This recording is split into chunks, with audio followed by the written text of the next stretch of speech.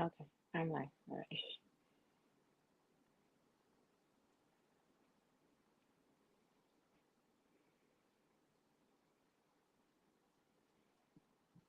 Let me make sure I am live on Twitter.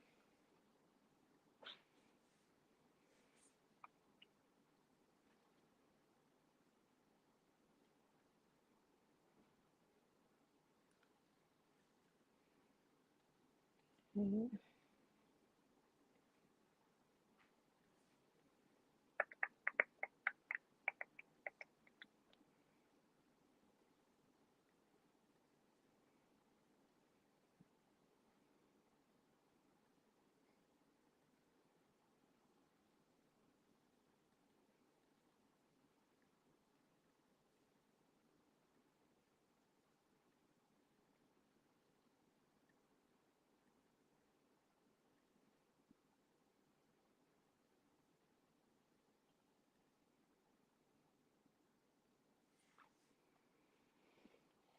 Hey, Mike, how you doing?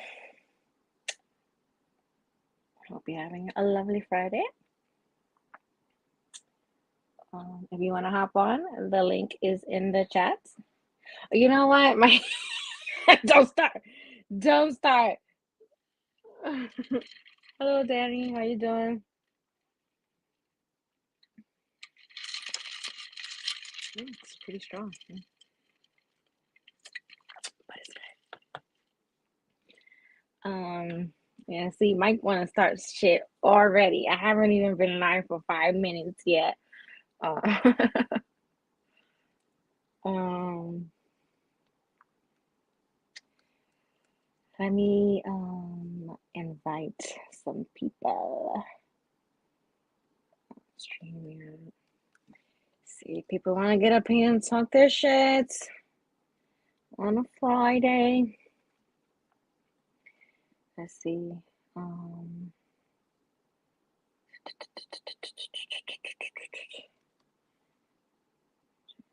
share. Um, no, what am I doing?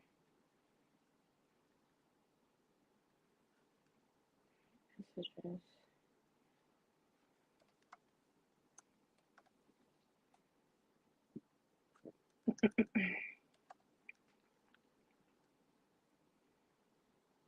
See. Um,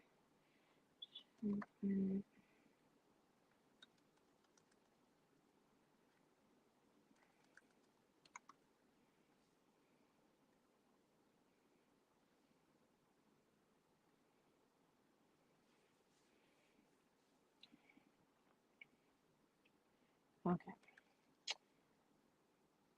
See.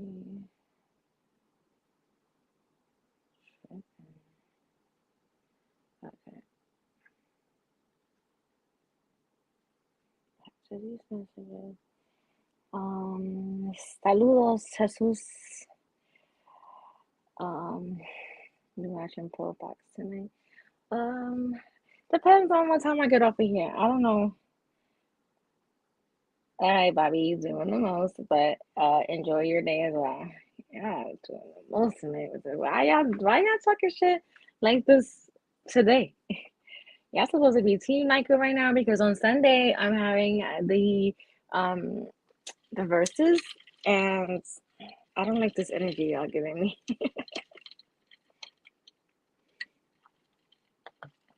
Oh, hey Bruce, how you doing? And look at his. Yeah, I was on live yesterday on D Style Boxing's channel, and let me tell you, this guy right here, Bruce, is a character. He was going on his bong last night talking boxing. It was lovely.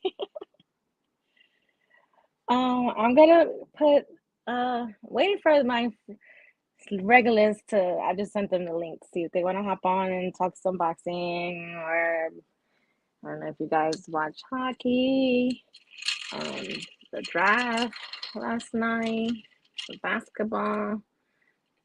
Yeah.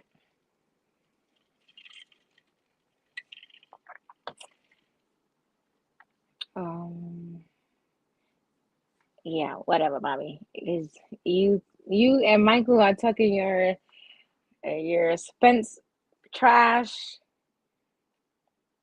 Yeah, it was good last night.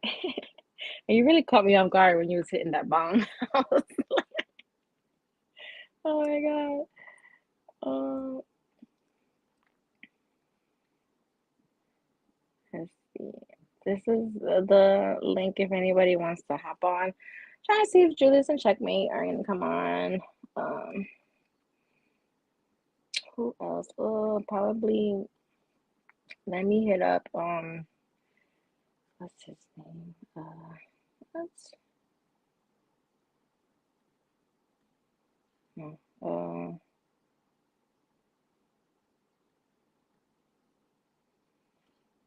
Clover.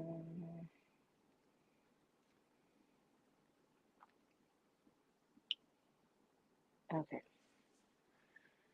Oh, I'm tired too. I don't even know. I'm just getting these hours in so I can get monetized. Cause let me tell you, I've been working overtime 6 days a week for like the last month, and I'm tired. But I somehow got some energy to get up here.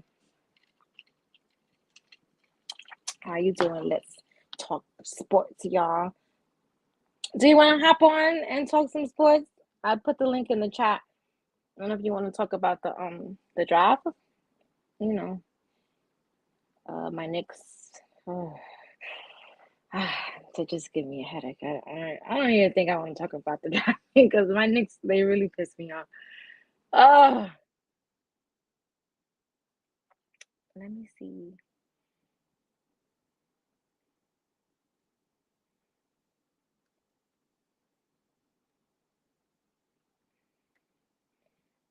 Okay, that's fine. I need people to hop on and talk because if not, then I'm just gonna log off. I'm not gonna sit up here and talk by myself. Maybe everybody's busy tonight, or maybe everybody's pissed off with like the new ruling that they came with. I mean, we could talk about that too because I got a lot to say about that. Definitely. Want to talk about the Canelo and Triple G face off? Michael's here. Mm. What up, Nayka? Hey, how you doing? Don't come on here talking no Spence trash neither. You know what? It's just like there's a way for Crawford to win. I just don't think he'll allow himself to do it. And he needs to be on his bike. He needs to be like jab and run. Oh, Like, please. man, if everybody didn't like Haney, I was like, oh man, the only way Crawford can win is to do something worse, is to land like 10 jabs and Spence chasing Oh him the my whole God. time. I He even is at such this a point, and I person. know, 2 years ago or a few years ago, I thought Crawford had a way better chance at beating Spence. I thought Spence was still raw, still somewhat immature, and his training and stuff like that. Andre Ward always said, "Man, if you're drinking, I know I could beat you." So I always took his mentality that saying, "Okay, you got something up on somebody if they got a bad habit." So you're saying because Spence stopped drinking for a couple of months that What's It's not even the drinking part. It's if the drinking part relates to you not working out and stuff like that, or not making the best decisions for your career and stuff like that. So that's what it comes to. Anybody can have a drink. The drinking's not a no problem. It's the decisions you make from the drinking. That no, and then I mean, but if you're a boxer, uh, the excessive drinking does do a damage. professional athlete. I Yeah, call it professional yeah, athlete. professional Any athlete. Yeah. boxer, professional athlete. What up, Hey, Monzo? What up, Crystal. Crystal? Any professional. Now I have some backup with Crystal Yeah, in she was here. here. She was in here, and I was trying her. And this is what I was going to say. That is wild. That people think it's wild, but Earl's a better boxer than Crawford at this point. You hear this, Crystal? I need Crystal to hop up here one day because So, I know that's where Crystal it's would at. not be having it. You know, uh, So you don't think that it was excessive drinking that he was doing? You just think it was just like a drink or two? Uh, to you that. No, it's just I'm gonna be like Amber Heard. Can you repeat the question? Yeah. Hey, young man of the cup, man, how you doing? I just think Um, that I don't think he can really hurt Spence, but at the same time, if Spence, just like picking up the mouthpiece, yeah, of course he can hurt him when he's not ready, you know. So to say he can hurt him, but right, hey, Crawford's not making him pick up his mouthpiece. He did it on his own. So you know I what? mean, I'm gonna let the I fight want you happen. guys to not disappear when all of this. Oh hell, you know me. I'm gonna be sending you links, left Listen. and right to hop on and I've been through some of discuss. the. Keith Thurman was one of my favorites, and so I was at the fight when he lost. And man, my heart was broken for like 30 minutes. Oh, I so at was. least you have some experience with losing. Oh yeah, yeah, Okay, yeah. so you'll be comfortable there. Investigator stuff You'll like you'll be comfortable there. that. I know how to. I know how to take a loss. I just won't be taking one. Okay. What about the draft, So man? Here's one thing I want to talk about, and it's about these athletes that are coming to the NBA now. okay, They're not coming from the streets anymore. These mm, th- these athletes are coming from former NBA players, former WNBA players. The game and they're breeding these they're athletes. breeding Yeah, them. Well, I don't want to use that word. They're breeding them, but they're no, obviously they're make breeding. they're obviously making them. They got gyms at their homes. They got I some mean, advantages. My Steph my Curry's father bred him. uh, my concern is that the NBA is going to choose these guys Over the, that's a over, good point. and that's my only concern is I see guys who are in the league that should not be in the league, but their parents are former players, Mm, versus guys who are in the D League. that's a And good point. so that That's a really good I don't point. want to use the word concern, but an observation They're from getting grandfathered in pretty much. Like, they're getting looked at it's more. becoming beyond Um, exclusive. yeah, And it's always like, okay, then there's nothing wrong with being exclusive like that, but it's always what you do with that power of yeah. exclusivity. It seems like, all right, we ain't letting anybody in no more. Well, the league can decide that, right? Like, all right, focus on drafting former players and stuff like that because they believe their behavior is better, better for marketing, stuff like that. That can lead not to drafting somebody who does not come along those lines. I mean, I know that Us Mexicans don't have to worry about this because we're not athletic, fucking basketball. so we don't have these real issues. So when we overcome, so when us Mexicans win it, us They're Mexicans not win a any championship at Mexican anything, basketball we've players. overachieved. Wait, Us there's Mexicans no are over. Mexican basketball players at all. Oh, there Isn't is. that? Yeah, yeah, yeah. There was one with the Pistons back in the day. A little bit of Mexican in them, and then there was just the one from the Warriors. They got a role player, guy who barely plays. But that's a win. That's a win for us because like we're not You're even. not. Yeah, everybody clowns on us, but I'm like, man, that's a win for us, man. Yeah, We got in. You know what I mean? We got into the dance. So it is what No, it but is. that's a really good point though, because I mean, it's not like you can stop it neither. Because like, if their offsprings are good basketball players, it's not like you're gonna. It's not something they're gonna stop anytime soon. So, uh, I Yeah, don't so know. I noticed that. I think maybe the top four out of the five had some kind of parent or grandparent who was a professional, and so it's like, all right, oh, there it Juan is. That's his name, Toscano, Toscano Juan Anderson. Toscano Anderson from the Warriors. Yeah. Okay, So there's but been a you can count on one hand how many yeah, you can Mexican capture basketball one hand, you players. definitely can. And Okay. I'm okay with that. It is what it is, right? Yeah. We weren't gifted with that athletic gene. I mean, if we're speaking boxing, then you definitely, I have nothing to worry about. Well, well, even then, right?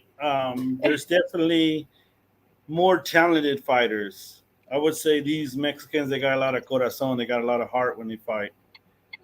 They're not the most gifted, but man, they work hard. And they're in the gym all the time. Um, so Are that. there? Let's talk about the boxers' offspring that should not have been professional boxers. Yeah, exactly. Well, that's the thing too. It's like as much as I love boxing and all my kids, they done a little boxing, but I probably would never have them box. Like I'm not gonna have them box. They don't need to do that.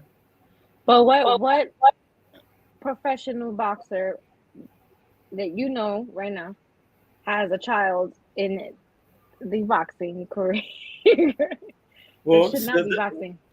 freaking who did Cesar Chavez Jr. I know you. I was thinking that name first, but I was thinking maybe he'll say somebody else. But No, heck that's no, like dude. number one, right? I mean, Um, at one point, I think at one point he did kind of have like a little bit of a run, but well, like you now it's just know, like, you got the Benavides family and you got the Garcia family. Seems like they're okay with I know they're brothers and stuff like that. But you got examples like that. But yeah, I don't think.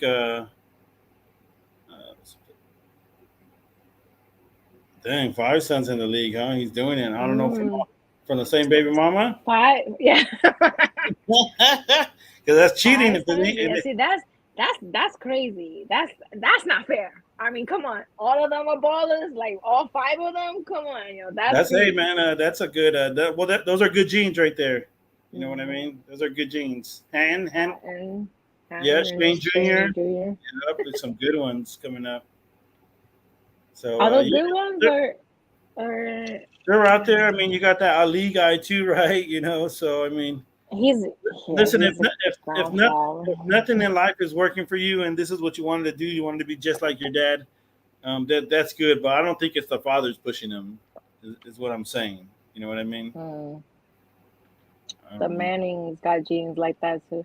Yeah, he had. I mean, they had two quarterbacks in there. Yeah. yeah, man. I don't want to say they got the genes, but they definitely got it in between the I ears. mean, what's the Because odds of having two quarterbacks in the NFL? That's well, yeah. Like I say, right? It's who you know, what you know. This is the same conversation we're having about the NBA players about them getting in. Manning was a former player, and so yeah, but remember, no, but they're both I know, but both sons were, like if When Peyton Manning was coming into the league, he didn't throw hard enough. The ball fell too much in the air. You heard all kinds of stuff like that, but then he became, come on, and then like he yeah, tore it up, right? And so yeah. everybody's saying the physically gifted stuff you needed to have, he didn't have. And so he obviously showed that, well, I have something else. Same with Tom Brady, right? Tom Brady, obviously, they said, hey, um, you're not physically gifted enough. You're a six rounder. That's where you stand. And then next thing you know, he's doing what he's doing because he had something in between the ears. Mm. So that's the stuff that you can, man, if you could figure that out, you'd be a freaking billionaire. Yeah. So Oh yeah, well. Well, I know. I'm pretty sure LeBron James' son, the oldest one, he's definitely gonna go in the league he for he sure. got it in between the ears. LeBron James is another guy, He's but definitely the oldest one is definitely gonna go to the league for sure. he's definitely yeah. And if you see him compared to his teammates, he's probably the sixth or seventh best guy on his team. On the team. Oh, really? This year, he's probably going to be the third. That was that was last year's team. I don't know how many Pacquiao's son is doing. I don't think I've watched him fight. Have you? Look at me. Yeah, this is I was on a show last night, D Style Boxing, and there was this guy. His name is Bruce Gass, and he was talking boxing. He's an older guy, and he was just hitting the ball like every 5 minutes. The funniest thing ever because Tobacco. no, I don't know. I'm pretty sure that was not tobacco. I'm good. I'm in California. I don't know what your YouTube thing and your YouTube rules I are. think I see people smoking on YouTube all the time. No, boy, I've done it on a couple shows before, so no one's ever told me, Yeah, "Hey, not to." Oh, yeah, no, I see people smoke all the time. you know who watches me is my people who run my marketing for my business. I remember they Oh. first asked me if I could stop, if I could just delete my Twitter account. Like, nah, I can't. And my business partner was like, "Well, it's Can like, you man, cut it it's not a big out? deal. Yeah, yeah, yeah, yeah." But I said, I'll be a little bit more. I'll be careful what I put on there. And then they say, "Hey, can you delete a few tweets?"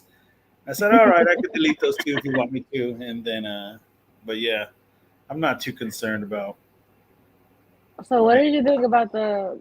Well, I didn't watch the little presser thing that they had today. But did you get to watch it? Triple G and Canelo. Nah, hell no. I'm not putting too much time into that fight besides the fight itself. You know, everybody says they won't watch, but they'll all be watching. We all have heard this story before.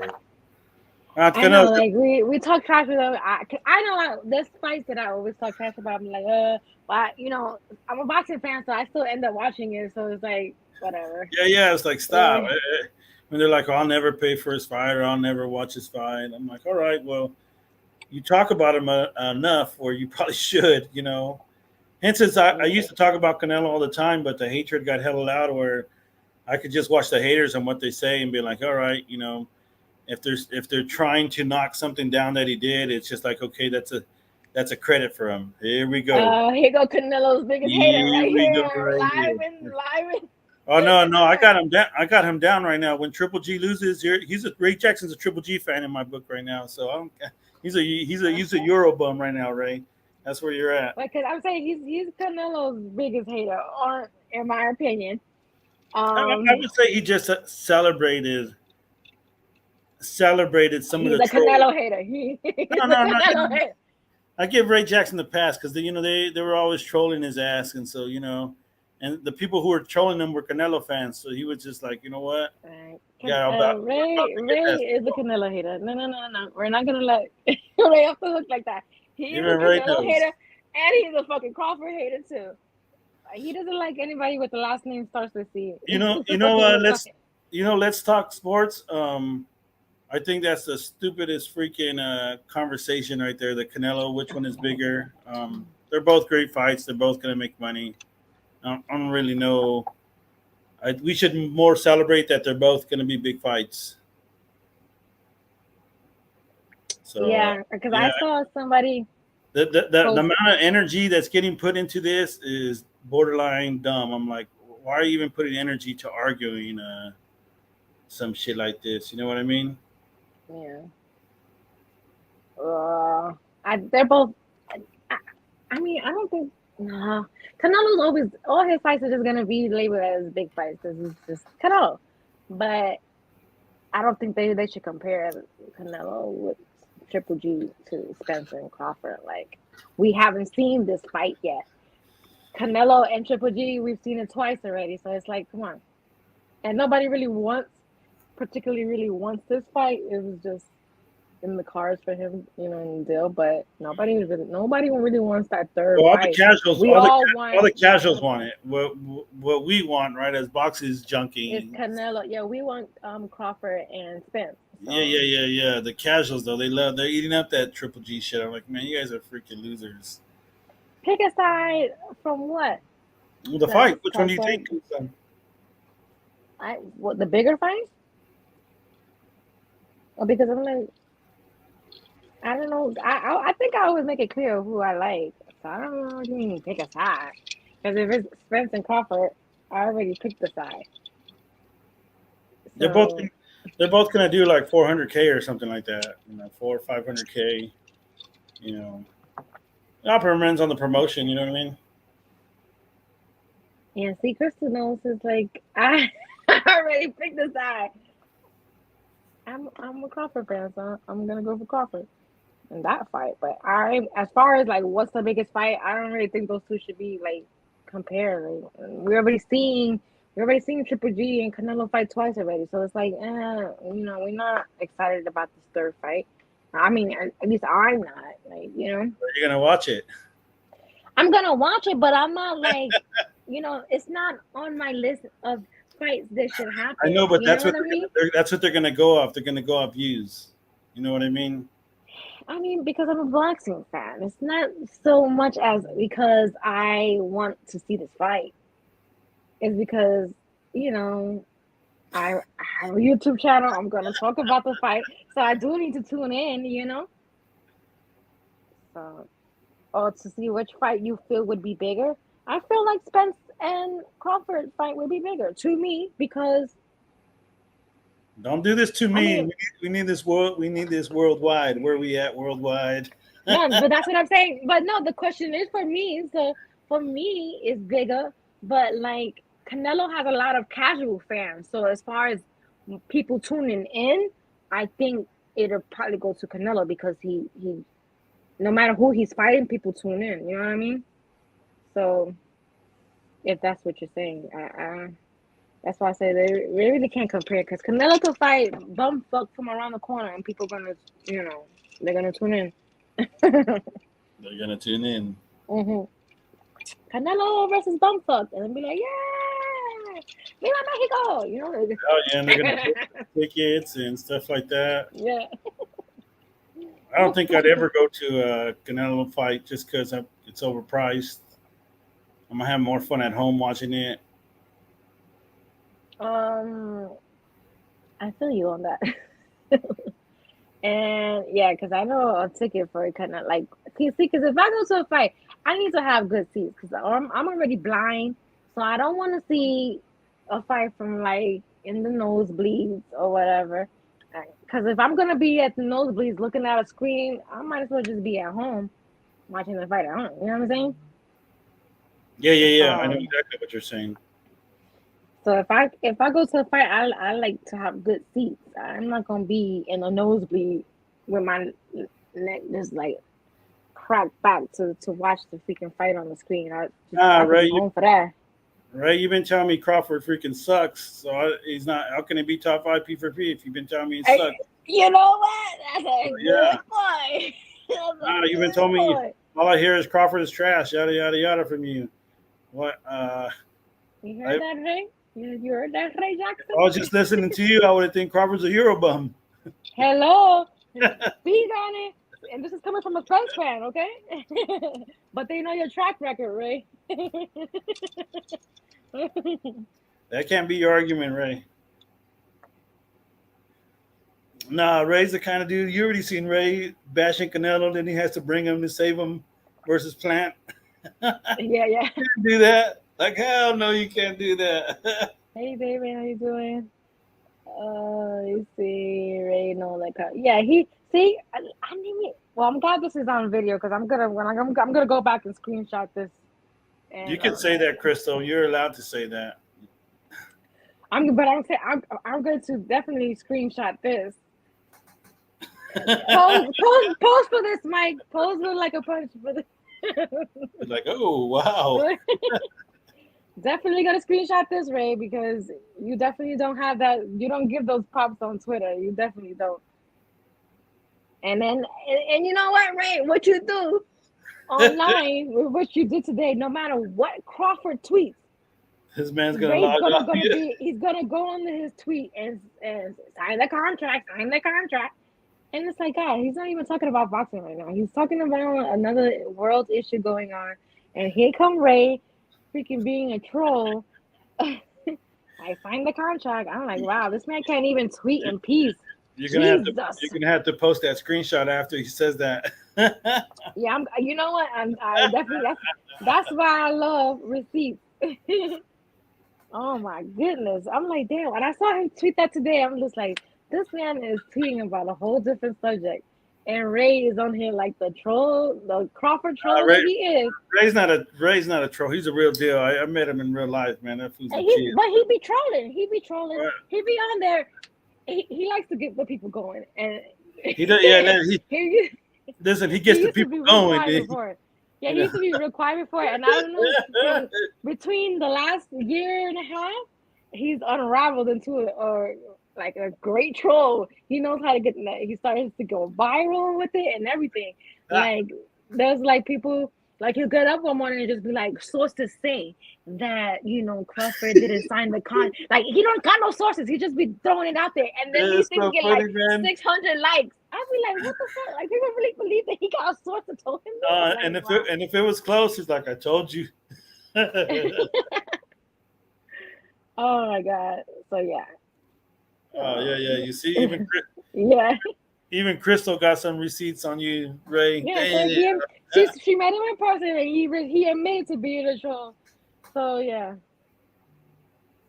They want to they want to know if Yeah, he does. yeah, to me he does again too. He does. I mean, I give it a 70-30, that knockout 30% chance. That AJ lands a clean one. I also think if AJ could be on his bike, he can win too, like Crawford. If you're on your bike all 12 rounds, you can win. But I don't think AJ can. We're not gonna do that because Just doing comparisons. I'm not even Crawford taking shots. is I'm not just an doing AJ. Get the comparisons. fuck out of here. Oh I'm my giving god. examples. I'm giving Oh my examples. god. When have you seen Crawford on his bike? Well, never. But if he's not, Okay, so then you can't use him as an example well, I'm of when saying, he's and on like his to beat bike. Spence, in order to beat No. Spence, You can't say that because you could use that after it in happens, if order it to beat happens, which it won't. Spence, in Which order it to beat won't. Spence, he's gonna have to be on his bike. He ain't gonna stand there with Spence. You cannot say that AJ will be on his bike by Crawford if Crawford has never even been on his bike. Anything goes on Red Cup. I can say whatever I like. Yeah, you can say what you want, but it ain't gonna hold no weight to it. It ain't gonna hold no weight to it. This is true. Well, You can if say what you Crawford, want, but it ain't gonna hold no okay, weight. I'm gonna say this: if Crawford wants to beat Spence, he's gonna have to do something he's never done before, and he's gonna have to be on his bike. Wow. Fair? This is why AJ's gonna have to be on his bike too to stick with that jab. Usyk's not gonna be like Andy Reid. He's not gonna come in the second fight not carrying. Usyk's gonna come yeah, in.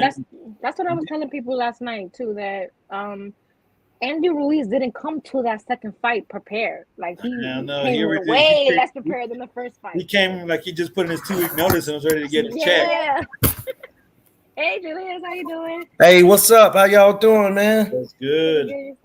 All right.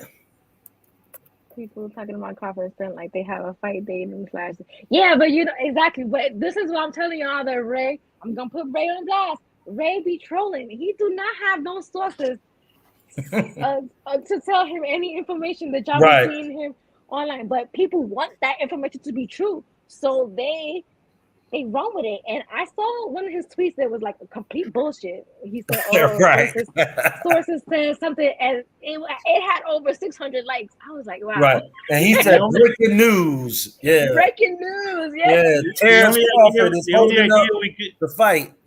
The only idea we got was from Espinoza when he said it probably happened in November because that's what the schedule looked like it would be available for. But you know what, though, man? It's good. This silence is good because all I've been seeing is both fighters in the gym doing stuff. So that's good news. Because but just interrupt you for a second. That's nothing new for Crawford. He's always in the gym. Yeah, I agree. But some of the stuff that I seen Crawford doing, some of the things that I seen Crawford doing is things that are leading to I'm about to fight. This ain't Boots Ennis is in the gym every single day, even if he holding the pads for another fighter. But actual training is another thing. And I can see that Bud and Earl are doing things like they shaking out before a fight. Because you got to think, it's only what month is this? June? Yeah. So if the fight gonna take place in November, they don't even have to announce it for another month or so. Oh my God, I'm going to share this tweet of Ray's. Yo, I didn't know that the shit I was saying that his thing had like over 600 likes. What's up, Ray Jackson? Look at how this tweet blew up over some bullshit that he tweeted. Yo, this is crazy. It's because people want it to be true. Like the Spence fans that follow him and see stuff like this, they want it to be true. This shit got fucking 2,088 likes. This is ridiculous, yo.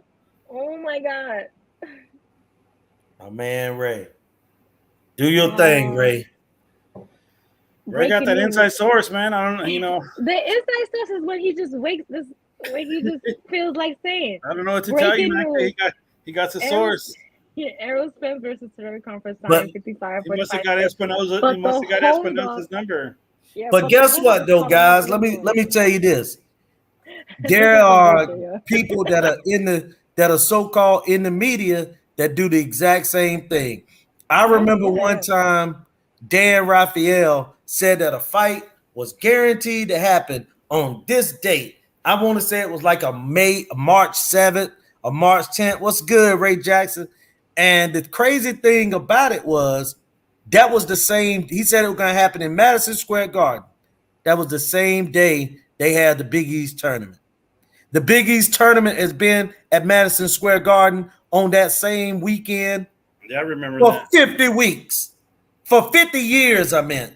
So these guys be coming on Nayka and they be doing that and people be rolling with them like Mike Coppinger, all them guys. But they don't want to talk about Tyson Fury not being able to come to America. Him, his father, and one of his brothers. He don't want to talk about that. We spoke about that. No, we spoke about that.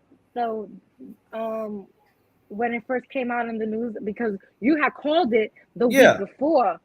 And so people were like, "Oh, nobody was talking about it," but you definitely had called it out the week before, and then we spoke about it. But no, like Ray just enjoys being a troll, and I like it. To me, when I see people when his tweet blows up like that, to me it's just people really want that information to be true, so they run with it. Because I think people know that Ray is kind of a troll like that, but they still entertain it. So. He's definitely been getting viral, having this breaking news that he just comes out with. Yeah, I know what to tell you, man. He's made it. Yeah, no it's question. Because there's a lot of Bud haters. So, but you know what, Nayka? I'm gonna say a comment about the Earl Spence and Bud Crawford thing that I've been talking about, but I was waiting to your show, or I was gonna maybe put it on my site. And that thing is this, man. But wait. What's your site? No, not site. I'm gonna put it on my Twitter page. On your Twitter, okay. Yeah. Promote the site, man. No, I need a site. But no, what I'm saying is this though. Like the Bud Crawford Earl Spence situation, we gotta stop. I'm talking about fans or whoever. Even if you want to see Spence win or if you want to see Bud win, this ain't no Biggie and Tupac, man. These guys don't hate one another. Like, let's be real on it. Earl Spence, when Earl and Bud came together and was talking trash to each other, it was friendly. Like they was talking about, call my phone. Bud was like, I called you. He was like, man, I don't know your phone number. You could have been anybody. They were having fun. But the fans are going at this and making this into something bigger. I'm talking about beef-wise, bigger than what it is. For real, let's just enjoy that fight, man. Like straight up. All the hate and the Bud is this and Bud's a coon. But let me say this about Bud, and I'm speaking up for Bud on this. Just like I do LeBron James. They dating the same woman and married the same woman that they was with in high school. Also, Bud didn't get a mixed girl. He got a chubby BBW girl, Ray Jackson style that he been with his whole life, got 6 babies with him, and he take care of his family. Like, come on, man. Like, I done seen people try to put up Bud Crawford mug shots. Come on, man. Like, stop with the crazy stuff. Same thing. He cheated on his girl, bro. So let's see it like that. Oh, come on, man. Now, if we talk about Bud cheated on his girl, then that means we ain't gonna be able to talk about no athlete. That's not my problem, Julius. Hey, what's the girl moment right now? This is just what I'm using right now. Hey, let me say this. Nayka, you watch WNBA, right?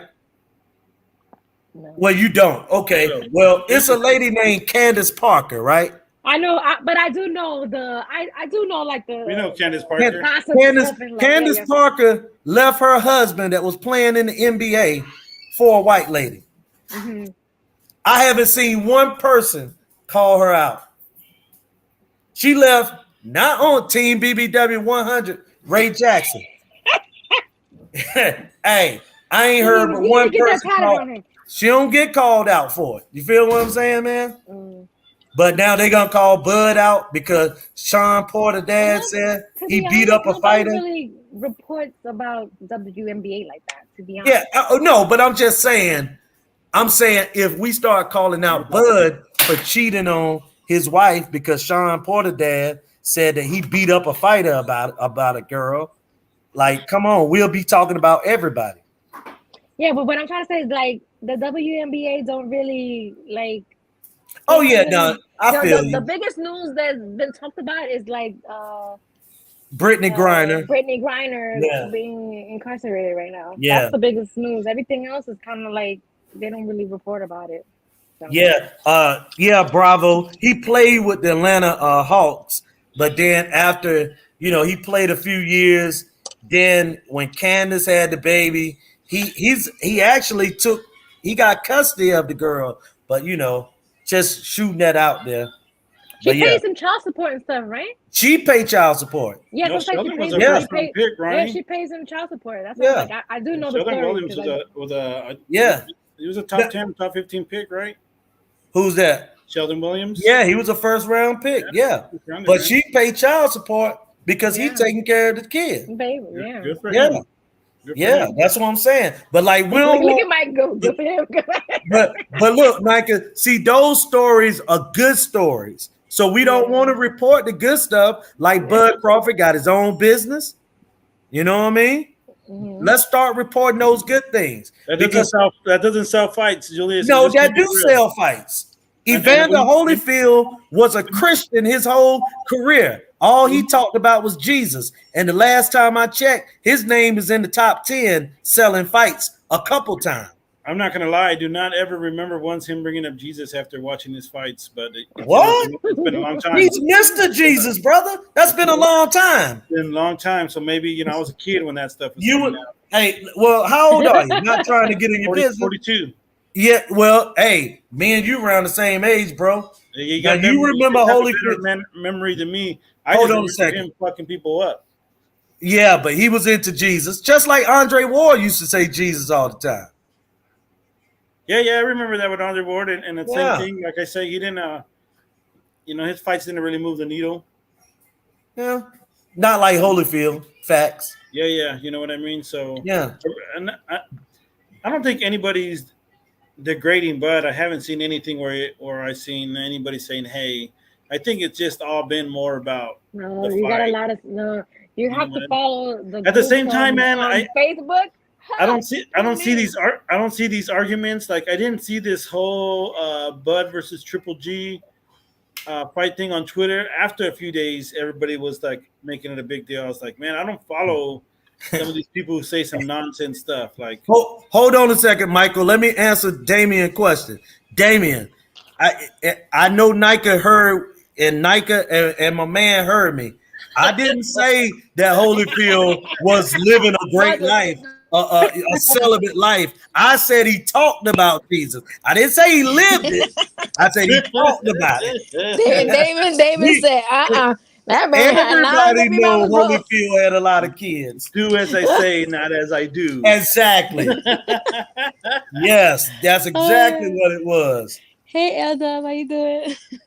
Yeah, he was like, David was like, pump up the brakes. This man got 9 baby mothers. Yeah, that's what it was. Remember, like when him and Lennox Lewis was getting ready to fight, Lennox Lewis was calling him a hypocrite for all them babies. You know what I'm saying, that he made. So yeah. Crazy. Yeah, so like I say, I haven't heard anything. I think that it would be derogatory or be like, hey, man, you're passing the line or anything like that. But like I say, I'm not following the people. If you go on Facebook on those boxing groups, the total disrespect for Bud is all those boxing groups are heavy on the Crawford hate. It's unreal, like unreal. I've always said I think Crawford is great. I've always said it. I just think Earl is greater. I mean, you're entitled to that, but And I'm just saying, like people, the I hate is know, definitely there. I know they're gonna roast me. Yeah, because I'm not gonna lie too, because I'm personally attached to Earl because I've been following ever since he was with Golden Boy. Like I've just been following him that long, where there is an emotional attachment to it. So I am going to be hurt if he would lose. You Of course, will be hurt, and I'd be insensitive to the stuff to be saying.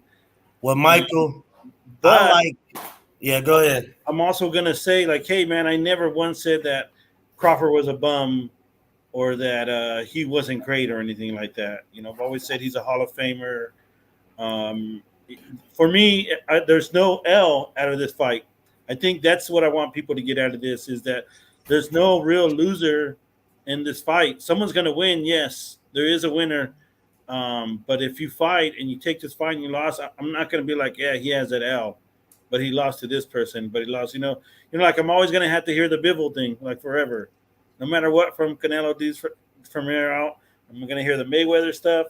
I'm going to hear the Bivol stuff. Well, Michael, let me say this. In my opinion, it got more to do with the era of the fighters that we watching fights in more than anything else. Because when we was talking about Lennox Lewis and Holyfield, right?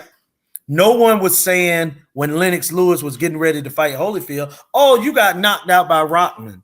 Or, oh, well, Holyfield, you lost to Michael Moore. No, that was still a big fight, regardless of them losing fights. Mike Tyson lost a few fights, and his fights were still massive. You know what I'm saying? Even when he fought, I think it's the era of the Mayweather era, the 50-0. There are 5 ways to beat you. There's 2 ways to beat you. There's no ways to beat me. You see what I'm saying? I'm not saying anything was wrong with it because Floyd was selling his fights, but the uneducated fan took it as you're not good unless you're undefeated. You see? But Floyd was always fighting people, and I always try to remind people that I'm glad that they're trying to be like Floyd. But Floyd actually fought people. He fought hella champions. Like these guys weren't bums he was fighting. And I think the fact that we give these people a pass for fighting bums, and we get crucified for saying, yeah, they got a belt, yeah, they did this, but man, that person's a bum, and they fought bums, And I think the other thing that people okay, Damon. Either way, he got knocked out in the Oliver McCall fight before Holyfield. You get what I'm saying? So he got knocked out in the Oliver McCall. I wasn't trying to bring it up to be technical, but I'm gonna get technical because I see you on me. He got knocked out.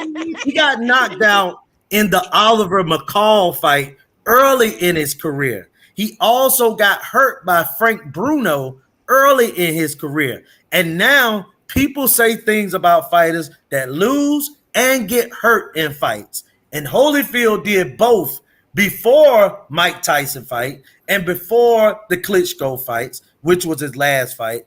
And yet people still watched him. That's all I'm saying. But to get back to the Bud thing, though, Michael, I feel that Bud, even though I'm picking Errol Spence to win the fight, the more hate you throw towards Bud takes away from the event, and it takes away from an Errol Spence win if you down Bud and say, oh, he's garbage, this gonna be this gonna be that. No, I believe, and how I'm doing it, I'm celebrating the fight. I'm gonna celebrate the fight as the number 1 and number 2 pound for pound fighters fighting each other. You're not gonna Ray Jackson, and Ray Jackson's telling everybody Crawford's a bum. No, Ray. I think Ray, my man. Ray know Bud can my fight. Man too. I met up with Ray trying to get him riled up. You know what I'm saying? Ray trying to get him riled up. He know that Bud can fight, but there are others that really don't know that Bud can really fight. You know what I'm saying? Yeah, definitely Bud can fight. He said, "I'm fixing to be at the fight." I don't know, man. Yeah, we'll definitely be there. So I want to share something real quick because on Sunday I'm gonna be doing a boxing versus against a Spence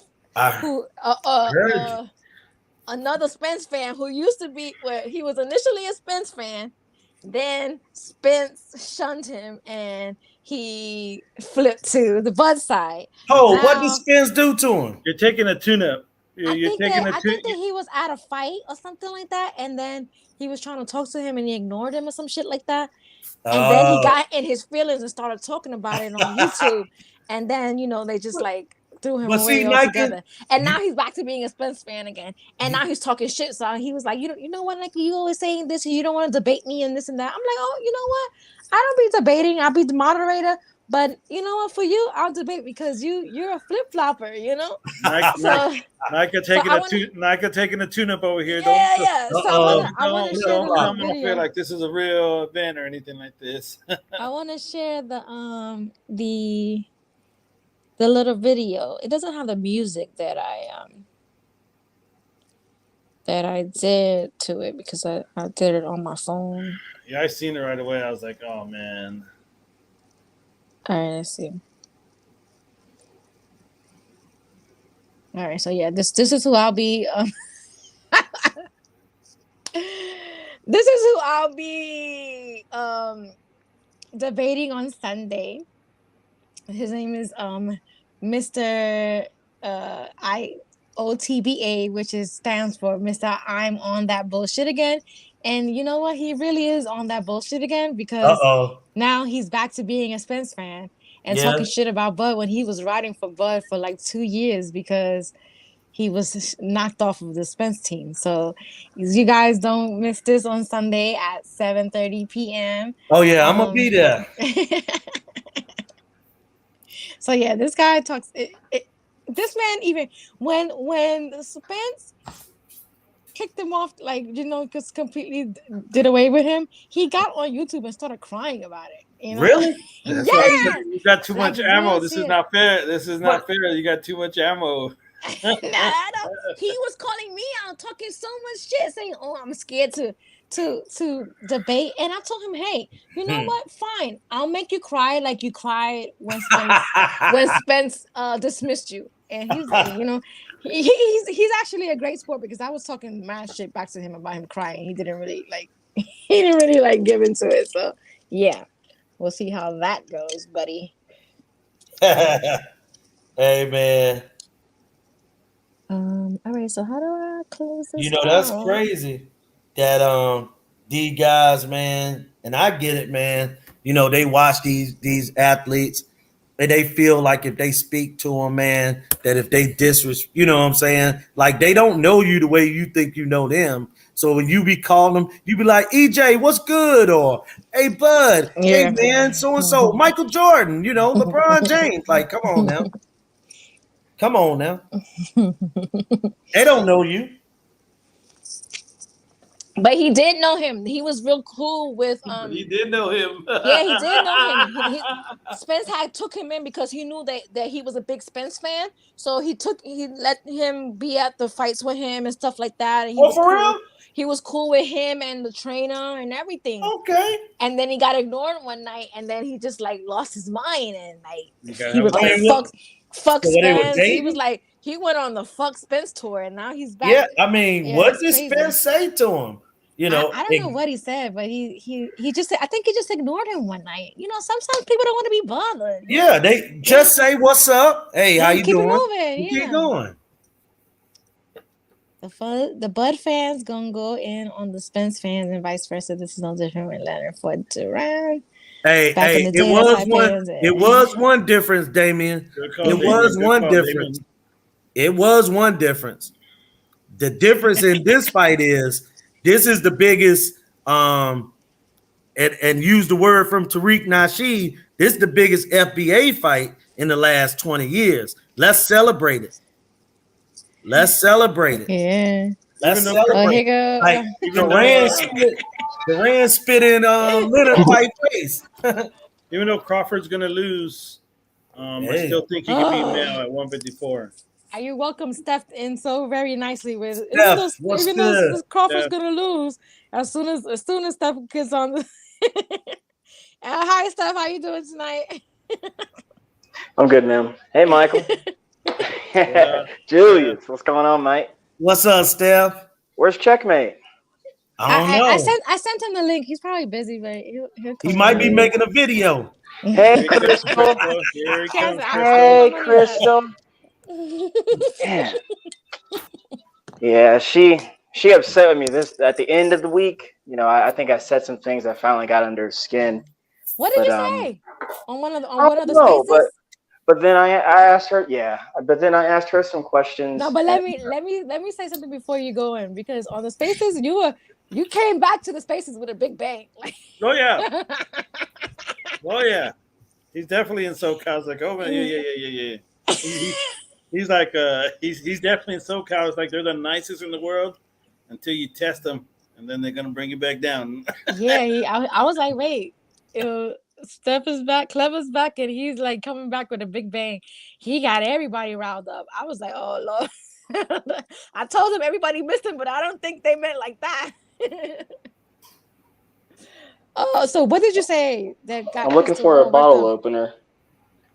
Oh, it's definitely something about Crawford losing. About the biggest fight in the world that everyone wants to talk about. Like, he wants to meet. Okay, Crystal's saying that the man be a hater. Before he take a break, then he come back a killer. She's saying that before the man be a hater before he took a Twitter break, then he came back a killer. He did. Oh, gee, I'm like, man, I ain't messing with that dude right there. Yeah, he came back swinging. I was like, wait, I just told this man everybody missed him, and then he came back swinging. Oh man! Like I was like, he talked to a couple people back home. They're like, what do you mean? What do you do? It's like, yeah, he was going in. Right. No, she said he'd be wanting to meet me at the altar. Oh no! Oh, she talking big loud right now because we on Red Cup. You know, we at the red table, so she just letting it fly, shooting at the hip. She's trying to aim at my neck, but she's shooting at the hip. Well, what did you say? What did you say? Were you saying stuff like the fight wasn't going to get signed because of Crawford, like you've been saying, or is like you said something else? Because you really were going in on everything, I think. Well, I have to do it so fast, Nayka, because because they be getting to me. They be cutting me off, and then it's all ego. It's all ego with some of those fellas and me, but especially the young men on that show. But it's all ego, and then they calling me all sorts of names and trying to shame me and guilt me, and just one day someone tried to back me into a corner and be like, "Just admit it, man. They're like, you're a troll." I was like, "What?" I was like, "Dude, I'm giving you not only am I answering your questions, but I'm giving you my reference and source that you already know." So I'm like, man, you need to back up, Antonio. Like, damn. But so yeah, I'll be all over the place. But no, you know what it is? I figured it out. Actually. Here, cheers. Cheers. Ooh, that's good. Needed that on Friday. So yeah, I figured it out. What it is you Bud fans. You Bud. I ain't gonna lie, I hate when you say it like that. Oh, I hate that. Y'all wanna, I get it. Y'all wanna see the fight. I wanna see the fight. But listen to me now. What it is y'all don't like that Errol is in the situation where he's on top. That's what it is. And sometimes before I can even get it out, sometimes they be like, "Oh, you hating, Clever, you hating." I'm like, how am I hating? But that's just an opinion of yours. That's not fact. I'm just saying, though. I'm just saying. I think it's truthful. Spence has the options. Right. So people don't like that, and I get that. I get that. Sometimes with me, that's not the case. And so I feel like this is all entertainment purposes. Sometimes I'm animated, but hey, That's what it is. I'm gonna go with that. That's what. That's what it is. You're attached emotionally to Crawford. There's something about no, I'm not attached emotionally. All the ladies are, Michael. All of them. No, all the ladies are attached to him. Y'all are Spence fans. Why can't we be Bud fans? Like you can, but there's something that makes. But no. With me, you know that I'm passionate about. No matter what I'm arguing about. Okay, yeah. So what have I not argued about that I had the same energy? Like seriously, come exactly. So we're passionate. We're passionate about Earl, and like I say, I'm telling everybody, even if Bud loses to Earl, I still pick him to beat Mel at 154. No, Michael, because he's that talented, because he's that dude. But. Ooh. Did you listen to this? They're talking about beating Jamel Charlo, Iron Man Charlo. Wow. I'm gonna tell you this, Michael, and I'm gonna be real. The way that I see the fight playing out, I see, and I can understand why Earl is Bud and Earl both trying to get the most amount of money that they can for this fight, bro. It's gonna be 2 fights, and I can see it being 2 fights where these guys ain't the same after that fight. So if he want to fight Jamel Charlo, he need to fight him before he fight Earl Spence. There you go. Who was that? Ronnie Bravo. And that might happen, right? That might happen. Earl Crawford might meet at 154. Or a second time, that is, Michael, right? Oh man, if it's the second time, Earl really hurt him at 154. I hope not to see it again at that weight. Well, what did Errol say? Oh, my bad. He said that, look, man, I only got one more fight at 47, and we going on up.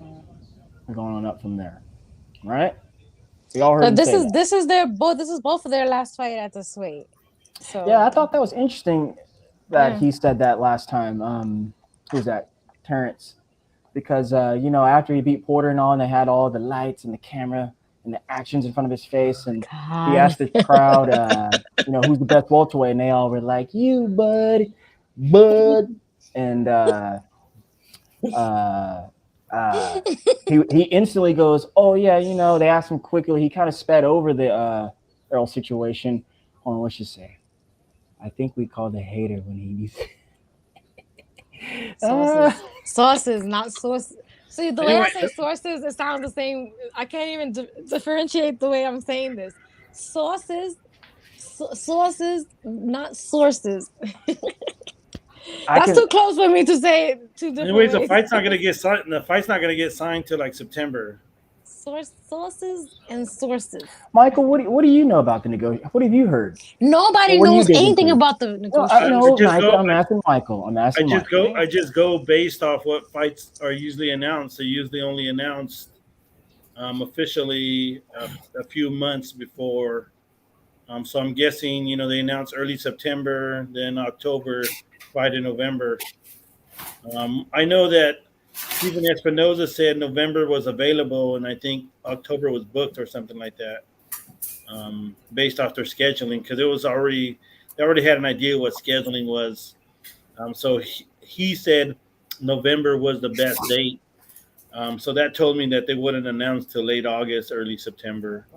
Andy Reid is a great thing. They just announced their fight, and it's in September, and that's 2 months away. So they just do it like that because they only do 3 promotional tours. It gives them enough time to kind of take care of everything. And you want to keep it hot. You don't want to try to keep it hot for 3 months when you only need to keep it hot for 2 months when it comes to. But I had when we were on Wednesday on the show that I do with Christine for Women Crushing It Wednesdays. We had Bud's one of his coaches, Red Spikes, on there. And, I asked to see, I was like, so, what can you tell us about the fight? Like, what's going on? And he said he didn't really have that much, but that it's still being negotiated. That's all he could tell us. That's all they're saying is this because that's what keeps it going. So the NFL is going to happen in September. And so that's when you're going to get the biggest. Doesn't matter. It does matter. Let's not play like it doesn't matter. They're trying to make this the biggest fight. Hey, bro. And so it's on Saturday. What's up, Mike? They're going to have a Saturday on a little tour But what do you mean it's on Saturday? They want to use the NFL as advertising. They can do it. Yeah. So that's why I say it's about September when they're going to Yeah. announce. Yeah. You Hey, know, but they're in no rush to do that. right. But I'm gonna tell you too, guys, why I think that it's good is because normally, history has shown us when Al Heyman is involved in negotiation, things are very quiet. Now, when you see Eddie Hearn or Bob Arum, you see guys that are in the media saying, "Hey, so and so, we got a date. We're gonna announce it next week." And then it's 6 years have passed. You know what I'm saying? So when Al Heyman, it's usually quiet, and then something happened or nothing happens, but it normally is quiet. Well, I mean, but like the updates. Yeah, you don't get that's no why updates with Al I asked Heyman. one of the people, close in his camp, like his coach I directly. think we should just focus on the other 147 fighters. Yeah, Boots Ennis and Keith Thurman might fight. That's a big fight. Yeah. And I don't want to say might. It sounds like that's already kind of a done deal too. Well, that's a big fight. Yeah. The way That's a big fight. I pay attention to some counts who are kind of usually on it, and it just seems like the way they're talking that it's going to happen. That of course, Thurman wanted Crawford or Spence. Who wouldn't? But he has to go to the next best thing. And then once I heard somebody was saying from Ortiz camp, I'm not going to use his name, but he was saying that Thurman was scared of Ortiz and that he didn't want to talk fight. So that kind of made me think that he had a fight deal done already because Thurman is usually all ears to anything. So if he's not trying to negotiate something, that usually tells me he has something lined up already. Hey, Ronnie Bravo, I'm going to tell you the honest to God truth, bro. I'm a real big, serious college football fan. Root for East Carolina. They get 70,000 fans. I know how big that is, but I have seen that normally if a fight is big enough and it's on a Saturday night and the time that the game comes on, it's college football won't do anything to a big fight. It does something for them small shows, but the time that the Earl Spence or Bud Crawford, they'll be walking to the ring at 11:30. You know what I'm saying? 12 o'clock at night. They're not worried about no sporting event. Now, I agree. College football, NFL, NBA, they all are big and they all mean something. But a great boxing match offset all that on a Saturday night, bro. A great boxing match will offset that. You know what I'm saying? Like the big fights, the big games on college games on Saturdays are like the rivalry games. Like if Florida State is playing Florida Miami. Or the Hurricanes, like that. USC against Notre Dame, and they usually early on Saturdays too. Yeah, 1 o'clock, 4 o'clock, or they might have a 7 o'clock game. But the West Coast college football ain't competing against no massive boxing pay-per-view, you know what I mean? And now look, I want to see what y'all think about this. I propose, that they can do this thing with advertisement and do this fight against Bud and Earl on regular TV. On CBS. Why not? Hey, let me ask a question. Well, no. I'm just saying, if the advertisers, you're messing up money, man. Now hold on.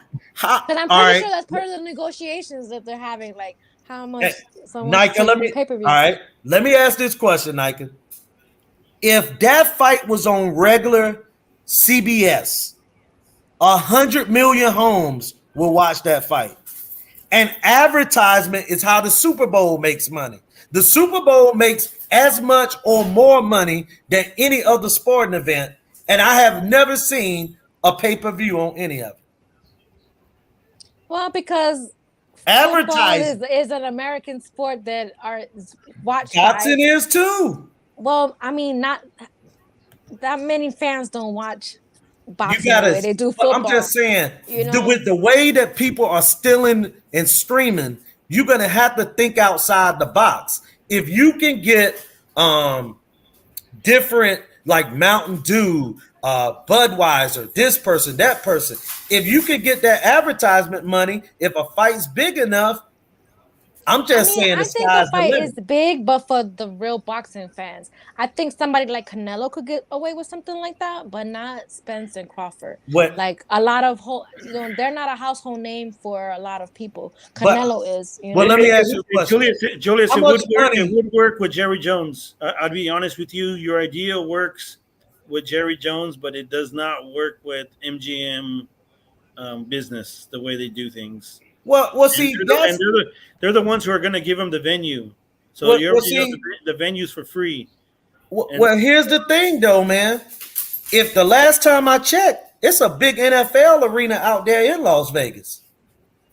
It's a big football stadium in Las Vegas now that the Raiders play in that holds 100,000 people. But 80,000 people. But I understand what you're saying. I'm just saying the way that they steal money in streaming, bro, what I'm telling you isn't going to be far-fetched 5-7 years. I agree with you, Julie. It's definitely not far-fetched. And that's how I call that crowdfunding. That's how I prefer to do things, is how much money's needed and how can I raise it, is what it's be. So if Spence and both, they say, hey, I needed 10 mil, then I know I gotta get about 25 mil to get these guys paid. Advertisement. You can get commercials, but who wants to see boxing commercials during the boxing match? Hey, I want to hear the corner talk. Hey, look, man. You gotta sell it. That's the one thing I loved about Don King. If I was a billionaire, I'd be paying for these fights. No, you're right, Julius. I love boxing, so if I had that kind of money, I'd be paying for these events. And you're right, I'd be putting them so everybody could see them. Well, Michael, Julius, Nayka, the thing is, the reason why they're not selling it is because this isn't final. This isn't for sure. Nothing's signed yet. This is why annoyances like myself keep saying, sign the contract. Then we can start promoting. Then we can start going forth and pretty much tinkering with all types of ideas. But we all know how this is going to end. This is why I keep talking pretty much in absolutes and guarantees and all that type of whatnot. But no, sir, I like it, but no, this is pay-per-view, sir. This is pay-per-view fights. Like, there's no and ifs or buts about it. This is a pay-per-view fight. The thing is, it's just not a big money fight. It's a good fight. It's a great fight. It's the best fight, the super fight of the year. We've been waiting on this for about 4 years, but I keep hammering on this, guys. I'm listening to Steven Espinoza. He's the guy who's going to cash the check. He's the guy who's writing everyone all of it. I know, Nayka, I know. Yeah. But that's why it's guaranteed. So listen to him and listen what he says. They say they're waiting on Bud. That's what they say. They say they're waiting on Bud. Yeah. Yes, that means they're negotiating. Yes, Bud is trying to get the bang for his buck and get whatever he's trying to get. I won't go too deep on it because I've heard a lot of crazy stuff. But and sources that I trust. Sauces. You know, I trust them. I really do. I really do. Not listen to Espinosa. You did not show your faith. Anyways, though, you got a point. You do got a point. Is that Crawford needs to do better about promoting just himself. We already know what Earl can do. We've seen it. We've seen Cowboy Stadium. We should expect more. Let me stop you real fast. Michael, that's just it. Like that was an issue coming into the fight. Oh, marketability. I know that hurts. Nayka. I know that hurts, but that's a real thing, and that's because a fact. If anything, if not even, what are you gonna say to that? Please rebuttal to that, man. But no, I do have to say that Crawford's not really a big social media guy. He's just really about like his boxing, and outside of his boxing life, he's just he just be in the gym training. He don't be on social media doing the most. Nayka, that's why you have a team that takes care of that stuff. But Errol Spence's team don't do that neither. Like, what are you talking about? It's just Errol Spence. He's a little bit more active on social media, yeah.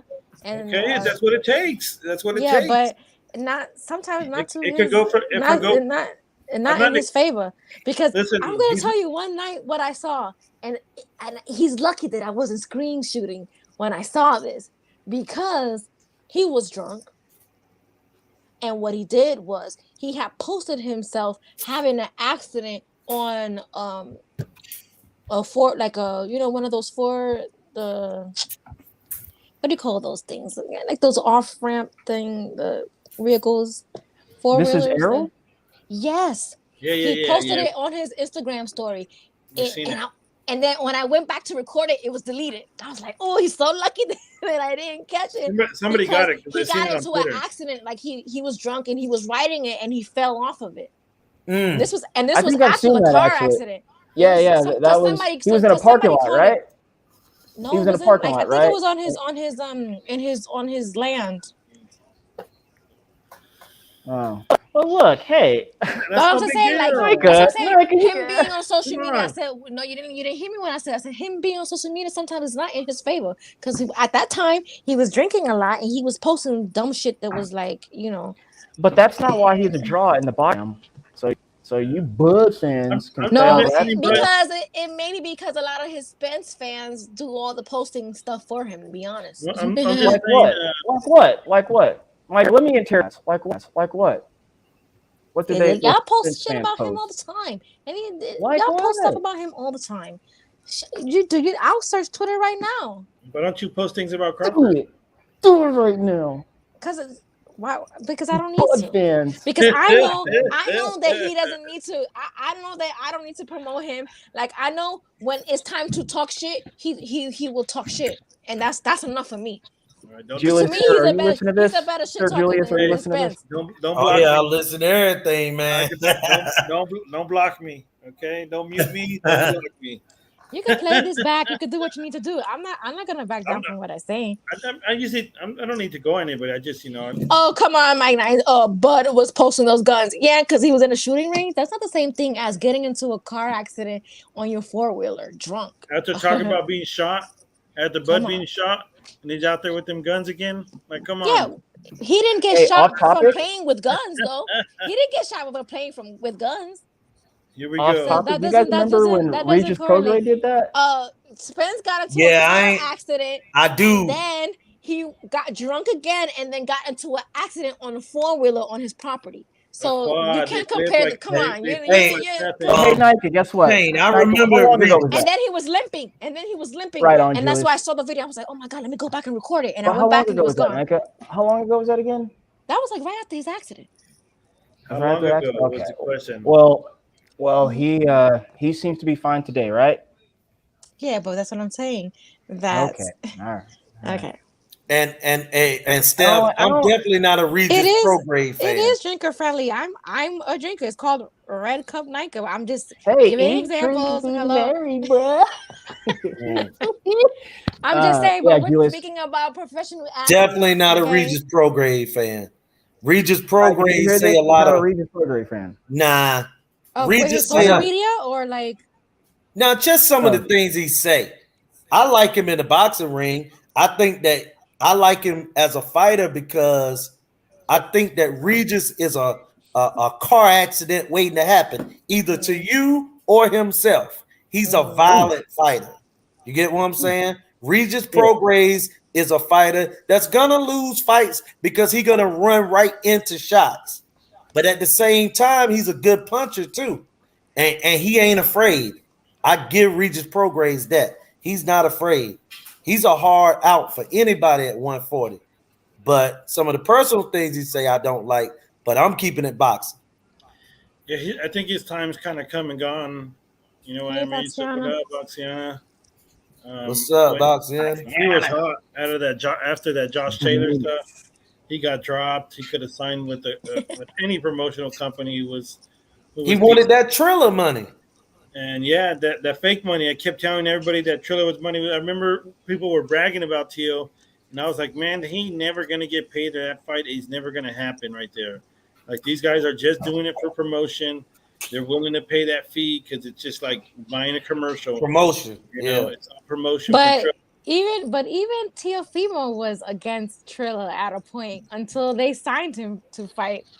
Yeah, exactly. Until they bid for a fight, because he was like, oh, all these YouTube fighters fighting on these platforms, you're messing it up for real boxers and and then when they bid to and they wanted to get his fight with Kambosos, then it's like a whole nother story. Then he's all chilling in front of the Triller sign. I'm just like, oh, you were just talking shit about that. I like Regis Julius.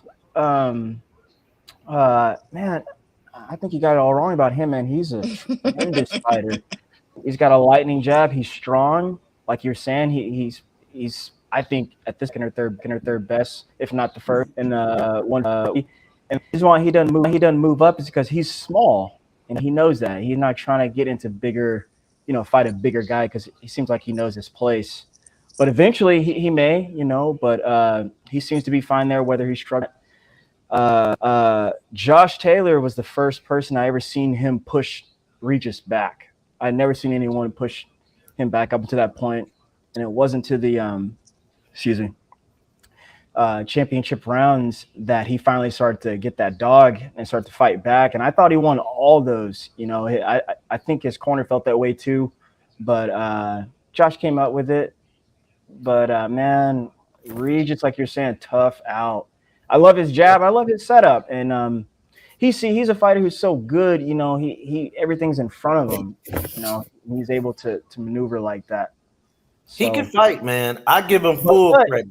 His business acumen, man, it sucks. Yeah, I don't know. He should go ahead and just say he's sorry and try to get back with Al and be pushed over there. At least there's consistency for his career. Not only financially, but just like in the light. But he said he wasn't getting fights. They weren't giving him fights. Hold on. Well, no, he wasn't. Regis lying. Wasn't good enough. Right, I think so too. But he just, fighters will say anything. A, and then B, he just probably wasn't getting the fights he wanted. That's all. Fact. But then he fought Red Catch after that. So what did he do? You show your work. Steph, you are 100% right, man, with the nice mustache. I'm telling you, brother. I'm telling you, man.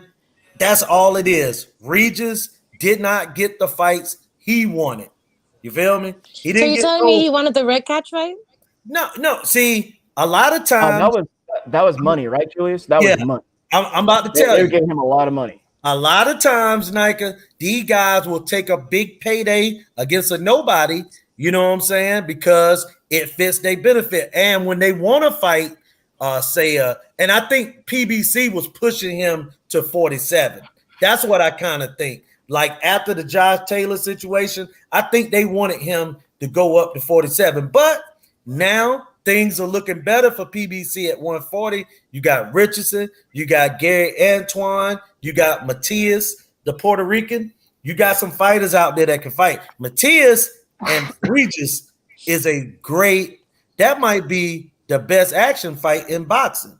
Matias against Regis. Real fast, Julius, just to add to that, you see, Josh Taylor is a good example of chasing the legacy and the belt situation. You see, he thought not only was that going to bring him money, but also the prestige, recognition, and yes, prestige and just respect, and it didn't. And reason why I bring that up and say that now is because usually you would think a fighter like that would give Regis a rematch, and that was in the works and talks for probably 3 to 6 months, and never happened and materialized because Josh was trying to move fast and get his recognition. Look at him now. According to Julius, he might not be able to come back to America. So shout out to you, homeboy. There you go. There you go. And we know what that will do to your career. If you can't fight in the States in a division like that, bro, you in trouble, Nayka.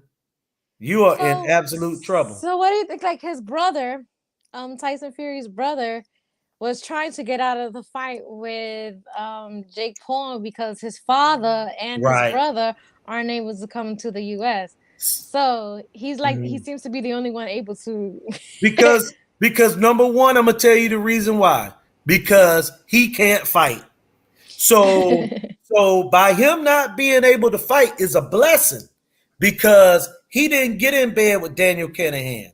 Also, he's a half brother to Tyson. You see what I'm saying? The father, you know what I'm saying? That's his son. Yeah. So a lot. And here's another thing. I don't believe he wanted to get out in the fight.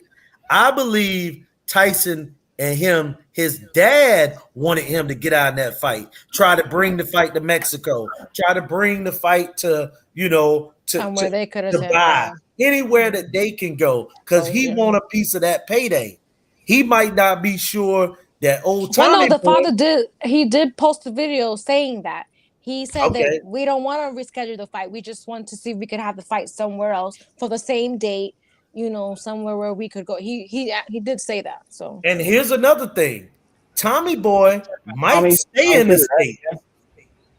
And he might not give his dad any payday because you saw that the father is talking about him getting a new team. Well, he's gonna have to get a new team, and you see, he signed for the fight, and I guess with a new team. Well, yeah, I don't know. Yeah, and money got a lot to do with it because that's a 6-figure payday for the father as the manager. Now he's on them Killingham guys too, I believe. So he ain't coming back. So, and that's another thing too, Nayka. They're not gonna allow Tommy to send Tyson or his father any of that money connected with the Daniel Kinahan situation. So they're gonna miss out on that payday too. That's all Tommy Boy money now. Yeah, I mean, he said because I saw that Jake Paul said, hey, well, he grew a set of balls overnight. He signed for the fight. And it's going to be here in the States, so he obviously has to come with another team. So, because his brother and his father cannot come. So, who do you think is going to win that fight? I mean, I don't like Jake Paul. I'm just going to be honest. I like him as a promoter for women's boxing, but I don't like him as a boxer. And then when he says things like he's a real boxer, it just makes me cringe. He's saying that's what real boxers do. They do whatever they need to do to fight. And I'm just like, my guy, you're not a fucking real boxer. To me, I can't stomach him. I just can't. I can't. I think Tommy Boy gonna beat him. I don't want him to beat him. When's this fight? I think Tommy Boy gonna win. No, I want Tommy to win. I don't want Jake Paul to win. It's supposed to be August? No, September. I forgot. Hold on. Let me look it up. I just saw something. Michael, you should come to the heavyweight fight, man. Crypto Arena. That's a good fight. That's a really, really good fight. They'd be entertained to be watching. That's true, Ronnie. He can't. August 6th is their fight on Showtime pay-per-view. And Ronnie Bravo is correct, but the difference is Peter has always had Tyson and his other son to be able to come over here and conduct business for him, and they can no longer do that. And Tyson Fury career is going to be, I mean, look, man, a lot of people talk about the United States, but hey, bro, this is where it's at when you're getting paid in boxing. Let me show you the video that he did. It just made me cringe because I don't like him referring to himself. Yeah, referring to himself as a real boxer. I'm just like, oh, this is what real boxers do. And I was just like, oh, it just made me cringe. It made me cringe. Let's see. I can't stand this dude. I really can't. Because my dad can't be there with me. Okay, wait. Tommy. I give it to him. He's a good shit talker, but I just can't stand him. Yet again, I wake up this morning to another text from my manager saying that Tommy Fury is pulling out of the fight. We agreed to all of the terms. Everything is ready to go. We're 45 days away from the fight. We agreed to his $2 million purse. We agreed to a lot of testing, extra flights, extra rooms, extra tickets to the fight. We're scheduled to have a press conference next week in New York. His whole entire team was like, yeah, everything's good. We're signing the contract today. It kept on getting pushed. Till now. What's the excuse? Oh, I can't come and I can't do it because my dad can't be there with me during the fight. Well, Tommy, your dad has been banned from the United States for 15 years. You've known this the whole entire time. He's a criminal. He's not allowed in. When he fought Anthony Taylor in Cleveland, Neither Tyson nor your dad were there with you in your U.S. debut. And now all of a sudden you need your team with you. That doesn't make any fucking sense. I will agree to not have my team around me during the fight week. I will agree to not fight with my coaches in my corner. We could both fight solo, dolo, just like Devin Haney was going to do against George Kambosos. This is what real boxers do. This is what real boxers, they make fights fucking happen. You're scared. You claim you're a professional boxer, but you don't want to make the fight with me, who you've talked so much shit about, who you said you will spark, who you say I'm nothing compared to you. Where's all that shit talk now, Tommy? You're a fucking atypical professional boxer who doesn't want to make this fight actually fucking happen. This is the biggest opportunity of your fucking life, and you're fumbling the fucking bag once again, and I can't believe how fucking stupid you are. Fucking idiot. He's right, Michael. I don't know why you're upset. He's 100% right. Like, he's not a real boxer to me. I just cannot. Well, Jake's not a real boxer, though. He talking like he Pernell Whitaker or something. He puts in the work. He's a real boxer, not might be a great boxer. I mean, they got guys on Twitter who box, you know. But he fought basketball players and MMA fighters. Yeah. No, eventually he's just trying to fight Tommy Fury. So, I mean, eventually he's moving his way on. He just, he's cherry picking. And one of these days it's going to be a cherry pick gone wrong. No, that's funny. Anyways, I don't have any pictures for him. You guys hear me? Testing. Yeah, we can hear you now. All right, good. That was, yeah, Mike, I like your hat, that White Sox hat. Yeah, this is nice. It's the World Series one. Oh, nice. Yeah, Ozzy, Southside. Yeah, the Ozzy year. That was great. I was playing it off his Twitter page. So they didn't block me for them. Whatever. I hear playback. I don't know whose thing is that now. That's probably me. My bad. Let me see. Hello. There we go. Yeah, it was. Oh, hello. Yes, viewers. Maybe go out and come back. Go out and come back in. Sometimes the sound messes up for that. I don't know why. StreamYard, I gotta get this shit together. Yeah, I just tweeted out where Josh Taylor, he was talking about if it wasn't for Cunningham, he wouldn't have to deal with Top Rank. Now there's all kinds of articles where he's trying to disassociate himself from it, but I'm like, all right, he's claiming that he has no link, Michael, you know what his question should be? Can I come back into the United States?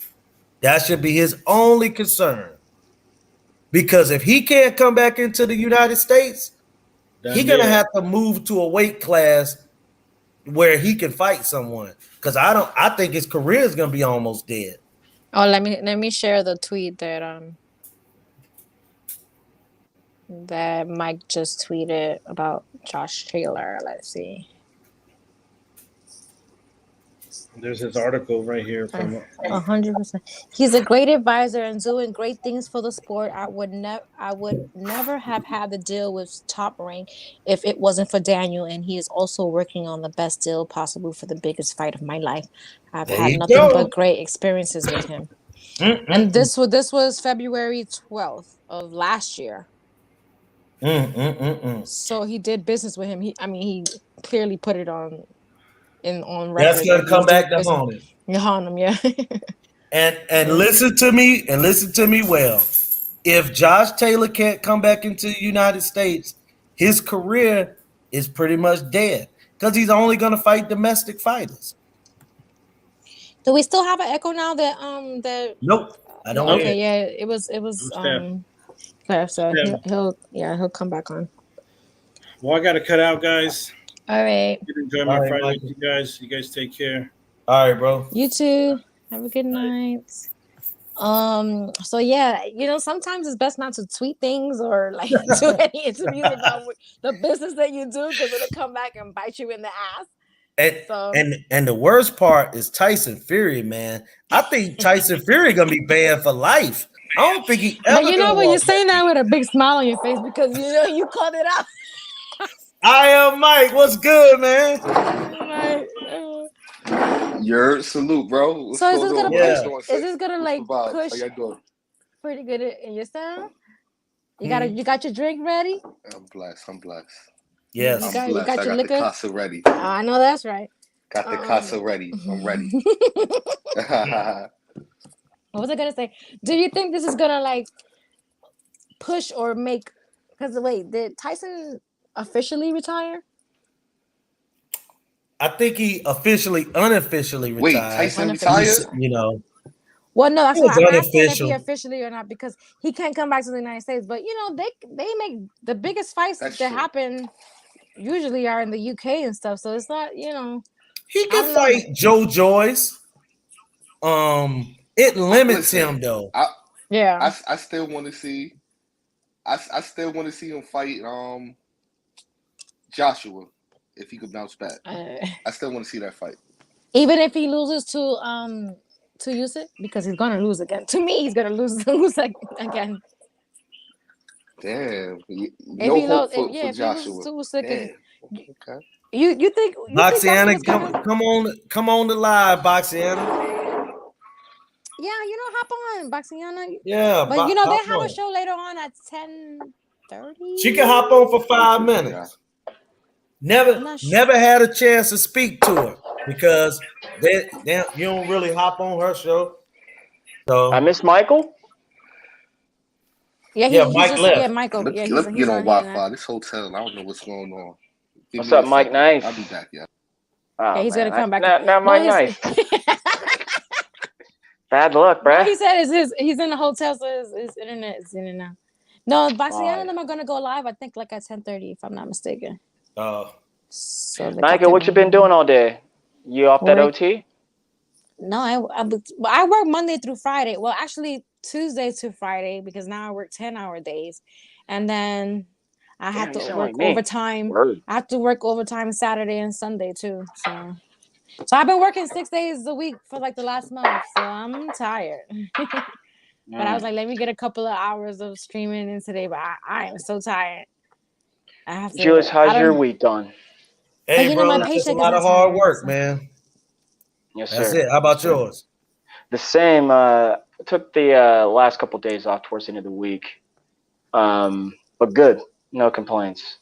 Ran a bunch of errands and got that workout and trying to get a scholarship. And that was broke. Yeah, man, just relaxing. I feel Lord is good. Lord is good. Cheers, Mike. Tyson say he retired. Okay, good. No, I Julius. don't think Julius cares. Yeah, he doesn't. He doesn't. He called this. That's why he called this. No, he did call this. He did. That's why when they announced on the news that he was banned from you, what Julius tweeted so fast and tagged all of us. Didn't I tell you? Yeah, that's funny. So yeah, Bob Aaron should just ball that contract up, and just throw it out, right, Julius? Because he can't make no money. Hey, throw away Josh Taylor too. I mean, but Josh the word hasn't came out yet. We suspect because you know when you're afraid to do something, when you want to try to sneak out of the house, and you like, dog, I wonder if my mama's asleep. You like, man, I'm trying to sneak a flight into America just to see if I could go back. If I ever get to America, I ain't never leaving. That's what Josh Taylor is saying right now. And he's just like, oh my God, I done put out tweets about Daniel Kittehead. You know what I'm saying? So it's going to happen though. I hate it for the guy, but it's going to happen. Yeah, I do. You're right. And I thought it was interesting that he, all of a sudden wants to rematch Catterall, trying to get back into the scene, That's why he didn't relinquish all them belts, because he like, man. Well, one of them he did, right? I thought he gave up the WBA. That was the only one. I hate that because you guys might not like it, but the WBA is actually my favorite title because it's the original boxing title. It's the title. Mm-hmm. In fact, I learned something a couple of weeks ago. You want to know why we have a WBA regular title? Let me see if you know this. Because of Lennox Lewis. He asked to be champion when other sanctioned bodies, the other boxing companies, they wanted to drop him as their champion because he was fighting a unification fight. Right. So that's why they created more titles. Against Lennox Lewis Holyfield. actually asked for this. And then it kind of led to some other alphabet soup with like, you know how they have the interim spots and then all that stuff gets mixed up. So, yeah, that's interesting. That's why we have regular champs. You're still a champ, but, you know, it doesn't make any sense. Yeah, I see that, Mr. Nine. Mike's internet is like. All right, let me see. Y'all can hear me? We can hear you, but we can't see you. This is Oh, that internet is choppy, buddy. It's choppy. Where is he at? Did he say where was he? I think he's in Texas, if I'm not mistaken. He's working in Texas right now. Oh, okay. Okay. Yeah, man. But that's, you know, thing is, man, I don't have a problem with the WBA. I didn't like what the WBA did in the Fox situation. Yeah, I felt like they supposed to have made that a no contest. He hasn't fought since then, has he?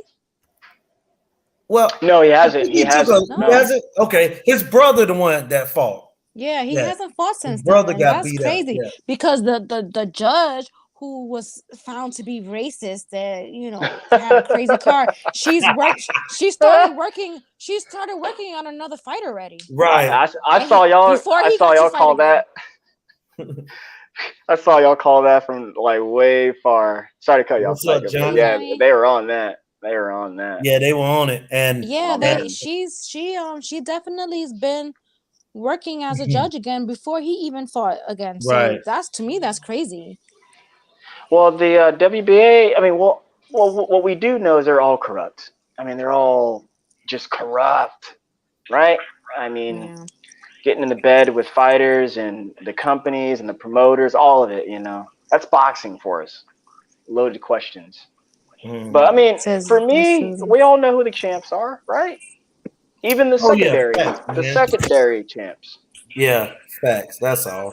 And I don't make a big deal of it. The only reason why I'm cool with sanctioning bodies, Roddy Bravo. He says it's true, baby. It's true. Look it up. The only reason don't slap him though. He's a Hall of Famer. Yeah, exactly. The only reason I'm cool with sanctioning bodies is that somebody got a call. I can hear myself back. That's you, Mike. It might be me, bro. Yeah. No, you just got music in the back. You just got music in the background. I can hear it. So mute yourself until you. Yeah, there you go. All right. So the thing is every once in a while the sanctioning body gets it right, because even though we hate the sanctioning bodies and they're corrupt, let's be honest. Without the sanctioning bodies, Terrence Crawford wouldn't even have got a chance. He wouldn't have got his opportunity, man. We talk about them, but there are times when fighters would never get an opportunity to fight for a belt because the main thing people would say is, who is he? What has he done? What is he? And because I saw it as a youngster, I was a young adult.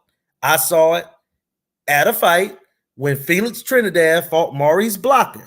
And nobody knew who Felix Trinidad was, because they were like, well, why would IBF sanction a Felix Trinidad from Puerto Rico? We never heard of this guy.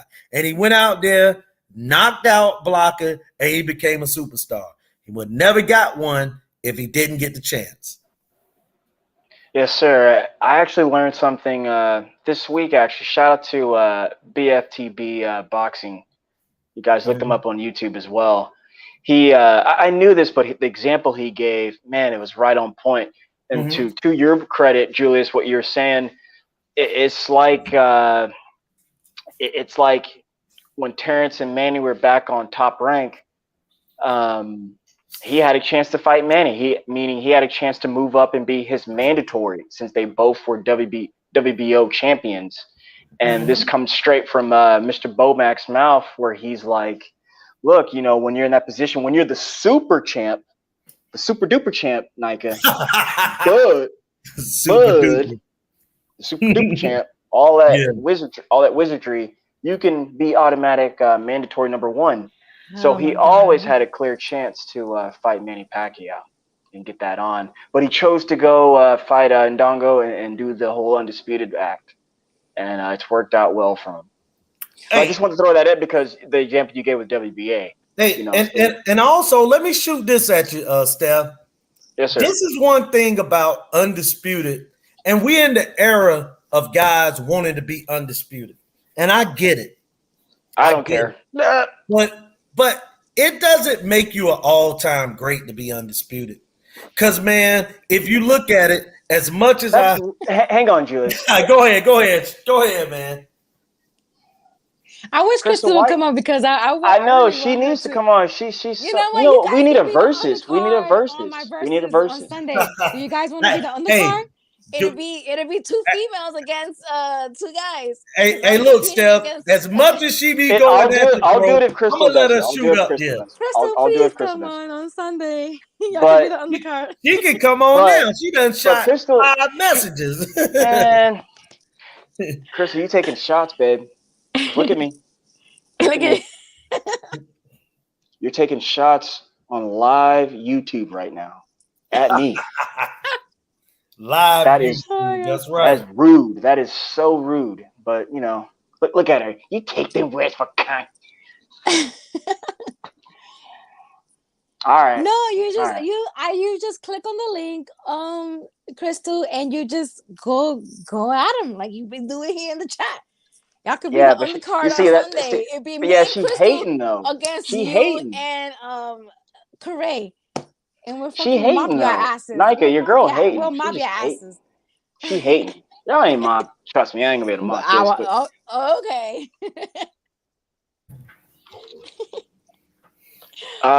Where was I? What were we talking about? No, I was saying something, man. So I almost forgot it. But undisputed. Yes. So we're in the era of undisputed. Okay. Yes. Now in this Earl Spence and Bud Crawford, I like it. It's clearly number 1 versus number 1 or number 1 versus number 2. Charlo Castano was a good undisputed. It was clearly a number 1 or number 2. That division changed champions so much, I'm okay with it. But bro, in some of these divisions, man, like what Bud did at 140, that really wasn't no undisputed. I gotta be honest. As much as I like it, what Josh that was Taylor my Manny did, Pacquiao moment. That was the Manny Pacquiao. Yeah, that was the Manny Pacquiao moment. Yeah, what Josh Taylor did with Ramirez and those guys like Nayka, that wasn't no undisputed. What say, Manny Pacquiao? Hey, I would rather him moved up and beat up Manny Pacquiao. That would have meant more to his career than doing that undisputed at 140. Oh God, you guys, you know. And no, I'm not. Listen, Nayka, but that's the issue. Like, hold on a second, Nayka. That is the issue. That sometimes, as boxing fans, we got to put our emotions to the side and call things down the line. That's why I say what I say about Chocolito. I say what I say about Inoue. I like those guys, but hey, man, I gotta be honest when we talk about these guys. No other fighter in boxing we would call pound for pound that were 5-3 in their last 8 fights and got put on a stretcher in one of those fights. We would look at one another like, man, are you retarded? Like, are you handicapped? If we said that, like, seriously. But then guys get up here, oh my God, Chocolito, man, the way that he pivots on that shot, oh my God. You know, it makes me excited. First of all, you renamed him, man, Chocolito. His name is Chocolatito. He Chocolito to me, man. No. I ain't Spanish. I don't know how to roll my tongue. I don't know how to roll my tongue. Chocolatito. There you go. I'm gonna call him Roman. Yeah, and you know what, Julius? I hear you, sir. Like, to me, you know, the way I look at it, because I catch a lot of fire from my pound for pound list. Let's see what Mr. Brown said. Pushed Terrence Crawford to get undisputed. He didn't. Only just because he moved up doesn't mean he would have got the fight against Manny Pacquiao. Mr. Brown, I think so. I think he would have got that fight. They're both on Top Rank. Or let me scratch that. Let's go back. What I meant to say was he had a chance to go do that when he was when they were both champions. When he was at 140 and Manny was at 47, because of Bomac, you Bud fans. Super champ. The super champ automatically gets mandatory number 1. So you had a chance to do that, but he chose to do Ndongo. So that's that. But I'll take that. I mean, you what guys does facts talk like mean, you were right? in the freaking negotiation rooms and all that. Like, y'all just, I don't know. You know what that is, Nayka? That is what's that guy? Michael Richards from Seinfeld. They used to do that. When they hear something they didn't like, they go, ah. That's what they do. Hey, I do recall Bob Arum saying that stuff. But let me say something about Bob Arum. You pick and choose. Wait, Julius, let me say this real fast. Yeah, go ahead, bro. The marketing push with the whole undisputed, because I remember when Crawford went undisputed, no one cared, man. No one cared. Look at Josh Taylor. Nobody cared. But when Canelo, who puts butts in the seats, does it, he's going for greatness. He gets cherry picked, gone wrong. It's a big deal. It's a big deal. That makes me think, like, you know what? I trust myself. You guys, we all know who the best boxers are, including those guys I mentioned. So it's to push people and to market people. But what's funny is Tank, catches a lot of gripe and gets people in their panties. Get a little twist.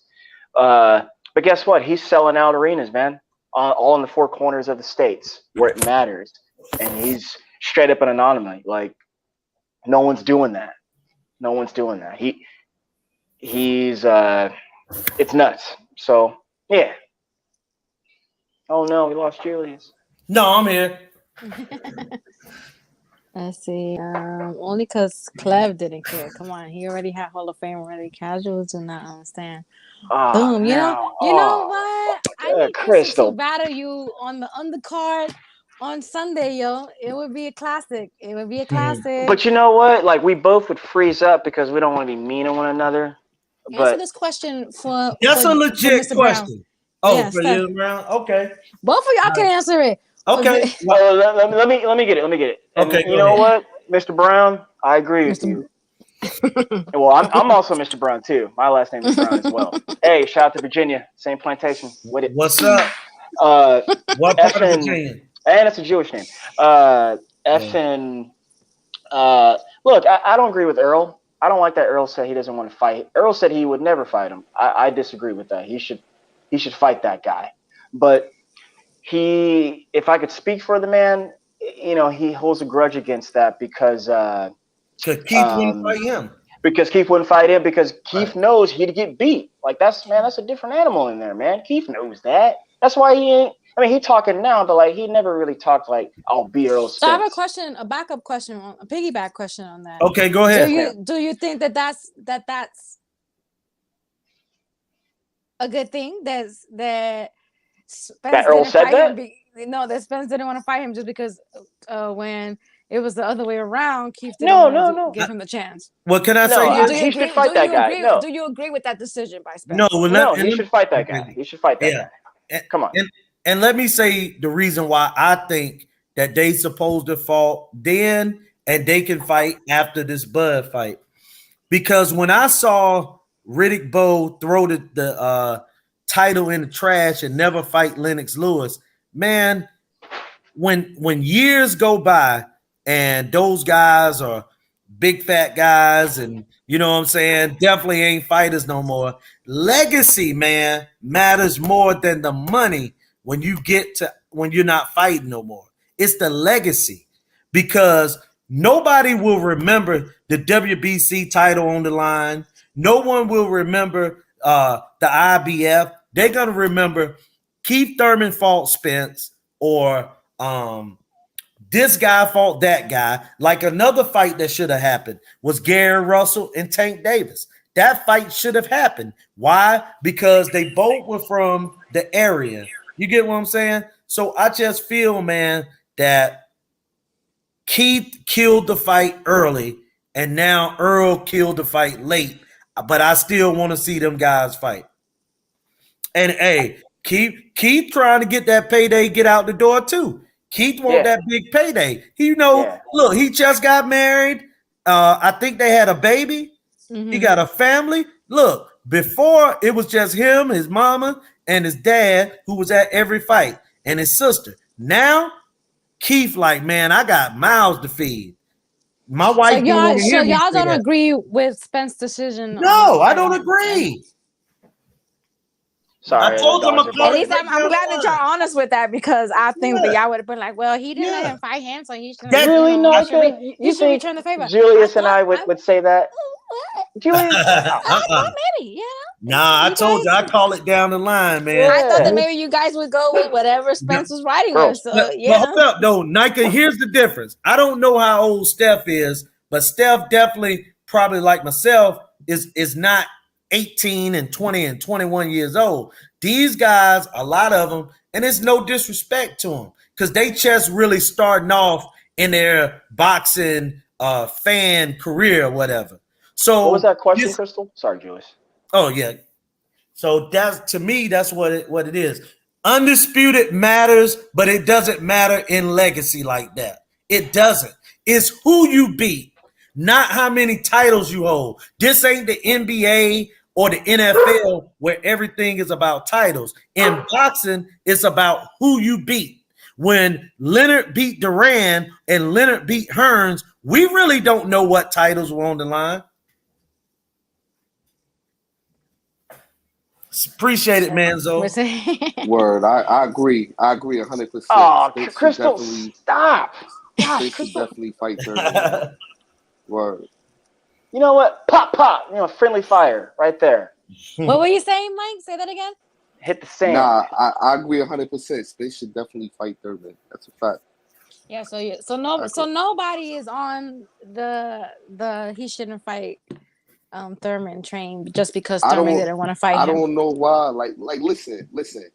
I'm a EJ fan, but certain things, like, I don't agree with everything EJ do. Like, that's, you know what I mean? Like, I don't know the brother. I root for the brother. You know what I mean? He's Jamaican American. I root for him. You know. Oh my God! You say he's Jamaican American one more time. Now look though. I was happy. He's just repping his roots. He's American, dog. He's from Texas. I was finally happy. He's from New York. I was finally happy. No, right? Born in New York. He's pretty Texan. Yeah, he's from New York, but he was. Ma'am, he's Texan. Okay. Don't do this. Don't do He's that. from New York. He was born in New York. You hear that man talk, you know he's not from New York. Cut it out. Texas. He was born in New York. Ma'am, that's okay. But he's a Texan. Like George Bush. Like George Bush. George was born in the East. But he's known in the South. He's known in Texas. He's raised in Texas. Ma'am. Raised in Texas. Ma'am. But it wasn't born. He wasn't born there. Ma'am. No. See, now they want to take him. Now they want to rip it. All right. I'm sorry, Mike. Go ahead, Mike. I'm sorry.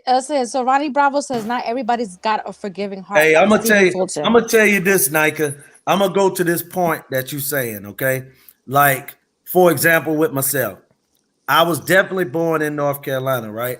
Now my daughter was born. My daughter was born in North Carolina, but she moved to Maryland like at 1 year old or something like that. Man, she is 100% in everything she do and say a Marylander. You know what I'm saying? Not me. Earl Spence is not a New Yorker. He's a Texan. I didn't say he was a New Yorker. I said he's from New York. Yeah, he was born there. From New York. Michael Jordan was born in New York, right? All right. Michael Jordan family was on vacation. Everything starts in New York. Just trying to. Everything starts in New York. You sneak this. This is why I'm nervous to have my children be raised in the South. Like I like living in the South, but like I want them to have them New York roots. Like, you feel me? I want my kids to be able to get on. Take them to New York. when they Like, get but yeah, older. but they gotta. It's not the same. You got to be raised there It's to not have the that same, gritty in you. You know, the people don't. You got to be raised there because that's why I don't take no shit because I was raised in New York. Hey, Like, let me tell you something, it's Nika. different. I Nike, you know funny, some you know? folks. You Hey, Nika, I'm gonna tell you the honest to God truth. I know people in little small towns in North Carolina that act just like you. You would think that they're I'm New York. I'm an original. No, I'm an original. Nika, I've seen it. No. I'm telling you, Nika. That's a carbon copy. That's not. Oh, okay. Well, there are carbon copies everywhere. Trust and believe me on that. But I always say, a real New I love Yorker. it. don't let A Steph real get on New the Yorker would relationship. call that person out and hey, really, like, you know. hey, So. but Mike, you know what's funny, right? You know what's funny? Yeah. Because like with me, like being back and forth between Texas and New York, like I see like Texans feel like it's nowhere else but Texas. Like New Yorkers feel like it's nowhere else but New York. Like in both places. Like I be like, damn, bro. Like it's what I mean? Like Mike, where are you like, from? Everybody love their shit. I'm from Brooklyn, heavy. Oh, Heavy okay. from My brother New York. stays there. He stays on And look Avenue at this. T. And look at Jason close Brown to Coney talking Island. about New York natives think they number one and Right. everything. Where I'm gonna correct you at is we don't think, we know. So Ronnie Bravo. Next. No, Hey, there's a Greenville, big Ronnie world out Bravo. there, Nika. There's a big world out there. You Hold know on, that? Outside of those walls, outside of the brick city. I'm not in New York. I'm not in New York right now, but I was definitely raised there. Hold on. I know there's a big. But I gotta say, Hey, let me answer this will say, question right here for Ronnie my Bravo. roots come from. All my roots come from. He's from Raleigh. Well, yeah, I lived there forever. Yeah, but I was born in Greenville, which Greenville, is but you in that Cary. You in that Cary, North Carolina. I lived in Cary, man. I stayed right near the old BB&T Bank in Cary. I'm guessing, dog. I'm really guessing. No, you're right, though. No, my homies stay there. No, Yeah. you're right, though. That's a nice area, man. That's a good area. Saying yeah. You were from where? Were you born in Jamaica or no? Mike. Yeah. I was born in the Grill. That's a fact. Oh, okay. I came to Brooklyn when I was 5. Okay. Yeah, I came to Brooklyn when I was 5. He said I wasn't born. I wasn't born in New York. Where were you born? I was Puerto Rico, right? In Puerto Rico, yeah. Yeah, you in New Eureka. Yes. Hey, Nika, I like your hair tonight. I like your hair tonight. Yeah. Yeah, I added 2 little braids. Yeah, I see it. I see it. It looks nice.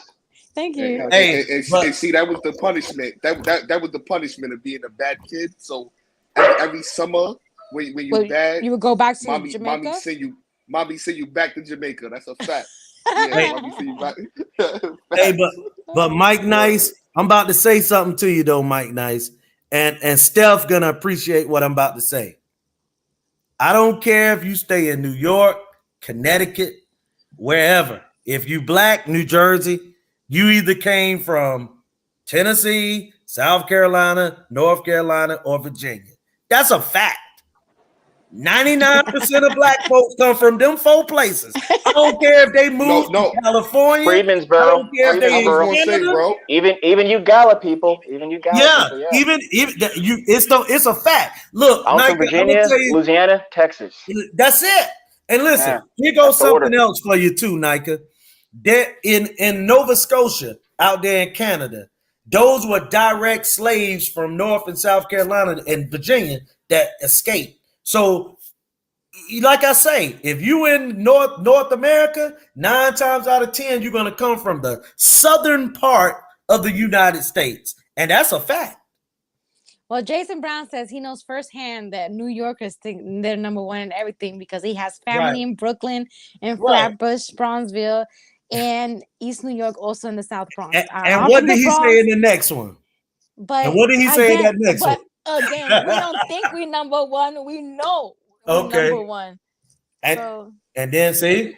Nika, what is this criteria? How are you guys number one? I want to hear this. Because we are. We don't have to. Because we are? Don't need to be explained. My goodness. We're the one. We won in everything. You have just named two of your favorites that were born in New York. Everything just starts in New York. Everybody, every cool I ain't gonna hold on. We everybody are the culture. knows. He said because we are. No, everybody knows. We are the culture. No, everybody knows one person that's cool as fuck, that's like, official as fuck, that's from New York. Hey, I mean, you guys know me, so that's one for you guys right there. So, I mean, need I say more? Nike, you've never even met anyone like me before. I can say the same for you. All right. Hey, Seven, my man Seven. Hey, I appreciate it, man. And you speaking of Nova Scotia, you know a boxer from out there, got descendants from North Carolina. His name was what was Mr. Johnson first name? I forgot his name. Forgot it. But he was a heavyweight named Johnson. Yeah, Pitt County and Raleigh. You better believe it. New Bern Avenue, Raleigh Boulevard. Let's talk about it. Some good old trees Kirk over there, Johnson. man. Kirk Johnson, Seven. Man. Nah, but I was gonna say, Julius, I got my family got some roots down there in Henderson, North Carolina. My grandma. Oh yeah, man. Look, out there. Henderson is right outside of Raleigh and Greenville. It's like 30 minutes from both of them, and that's near the Virginia border. Yeah, Henderson. Shout out to Henderson, man. Like Mike Tyson, New York. Let's that's it. Let's segue back to boxing while we still have some moments left. Yeah, so second half is kind of doing its magic and formulating there, I would say. But we got a fight tomorrow.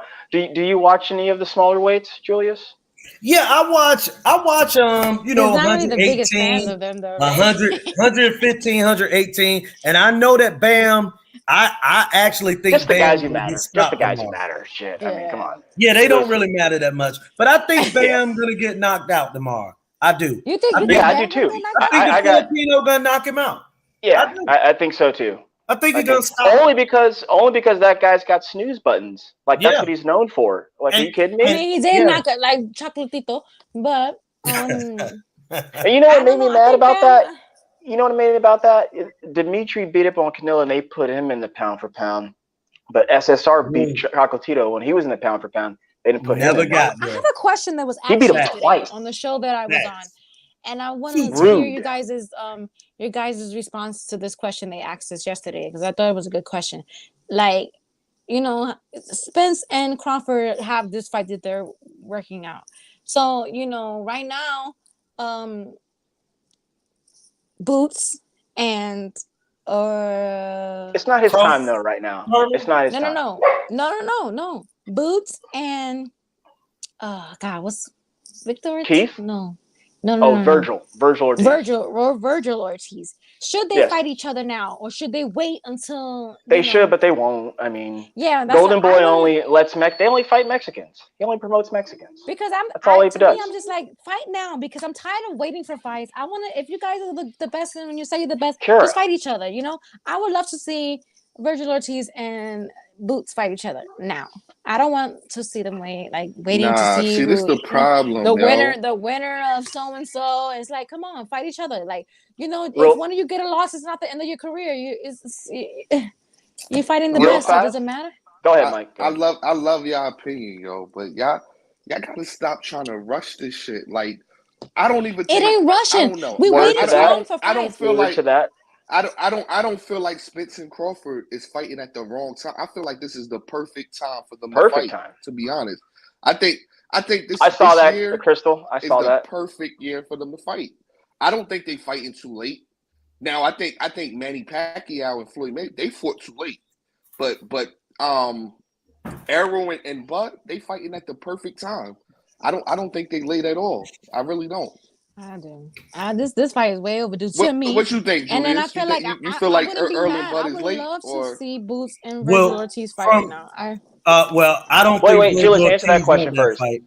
Are we talking about just from the fight itself, like timing as far as their age and everything, or are we talking about they're saying they're both the best and they want to, should they wait for the winner of Spence and Crawford, or should they fight each other now?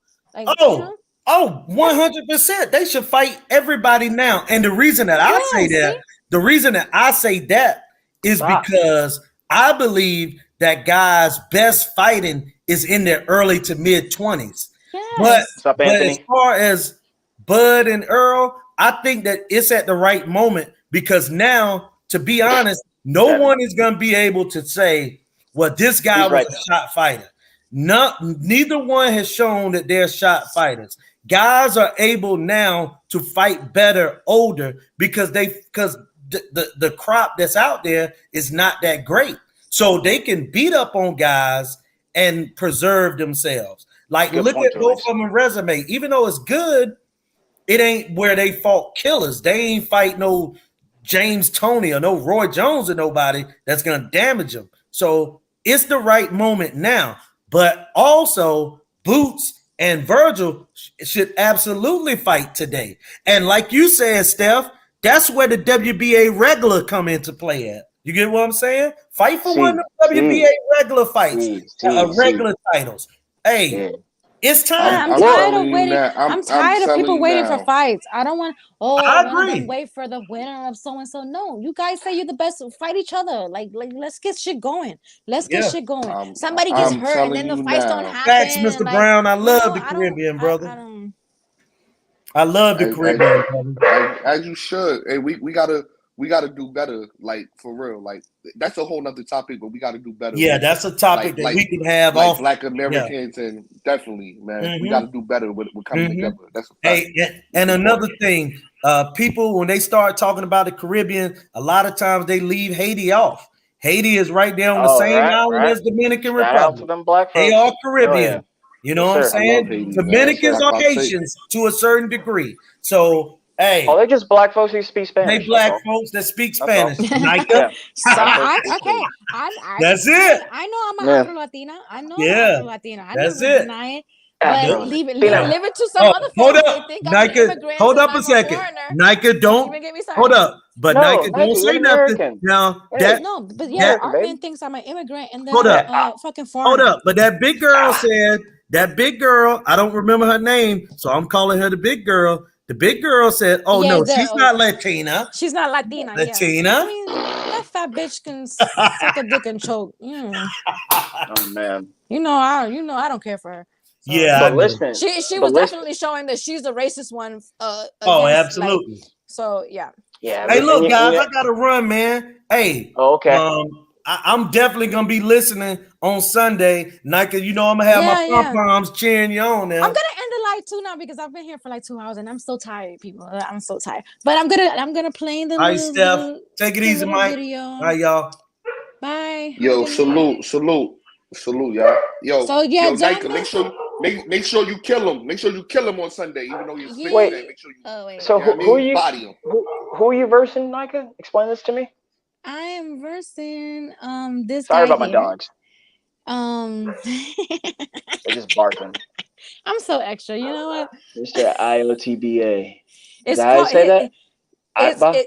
It's called, his initials are for I'm on that bullshit again. Oh, that's funny. Okay. So this guy, let me give you a little background on him. He looks kind of stoned. And you look serious. He is serious about his debating. So he is a little background about him. He's from Texas. Oh, and he was a huge Spence fan. A huge. Oh no, but let me finish the story. He was a huge Spence fanatic. I'm not even fanatic, and it's so much to the point where Errol noticed it and he let him be around the team and meet the coaches or whatever. Oh, he's a groupie. Wow. Well, I would go so far as to say that, yes. And then, I guess one night at a fight, he must have ignored him. And then he got into his feelings.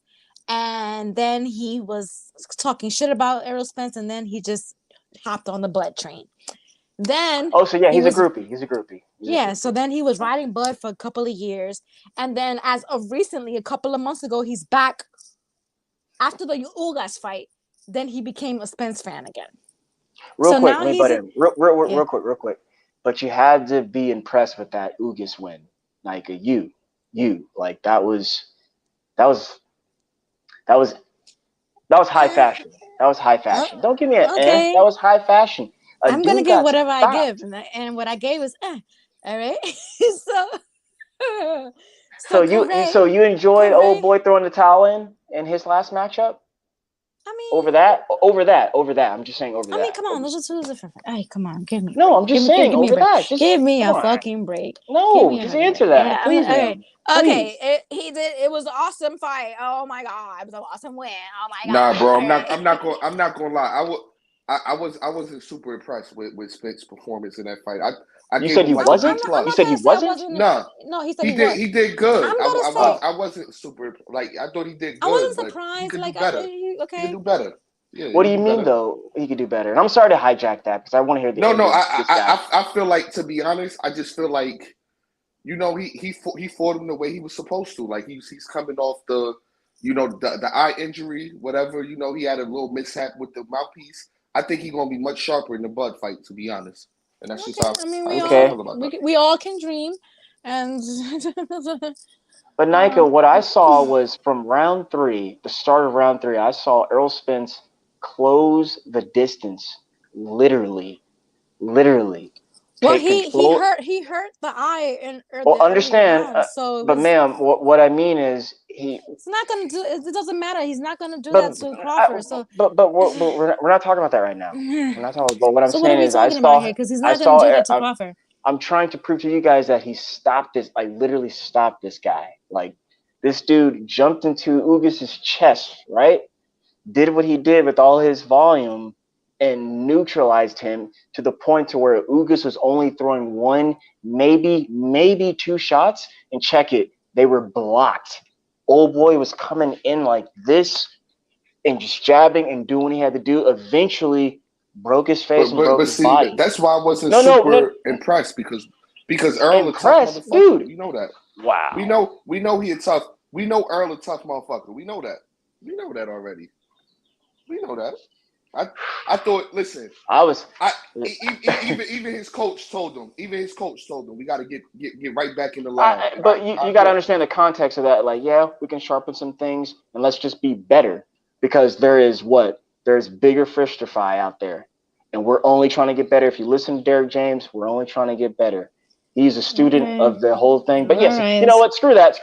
Let's get back to that guy you're facing. So he's back on the Spence train, right? He's back on the Spence thing, and he's just talking so much trash, and to the point where he's like, you know what, Nayka? Because he said some shit on Facebook, and I commented because he was talking shit like he always does, and I'm just like, wow, you're a flip flopper, so you have some nerve to be like riding Spence again and talking shit about Bud when you were just riding Bud's balls 2 months ago, So now he's like, oh, Nayka, you don't want to debate me, so we don't need to go back and forth with me because you're scared to debate me. I'm just like, you know what?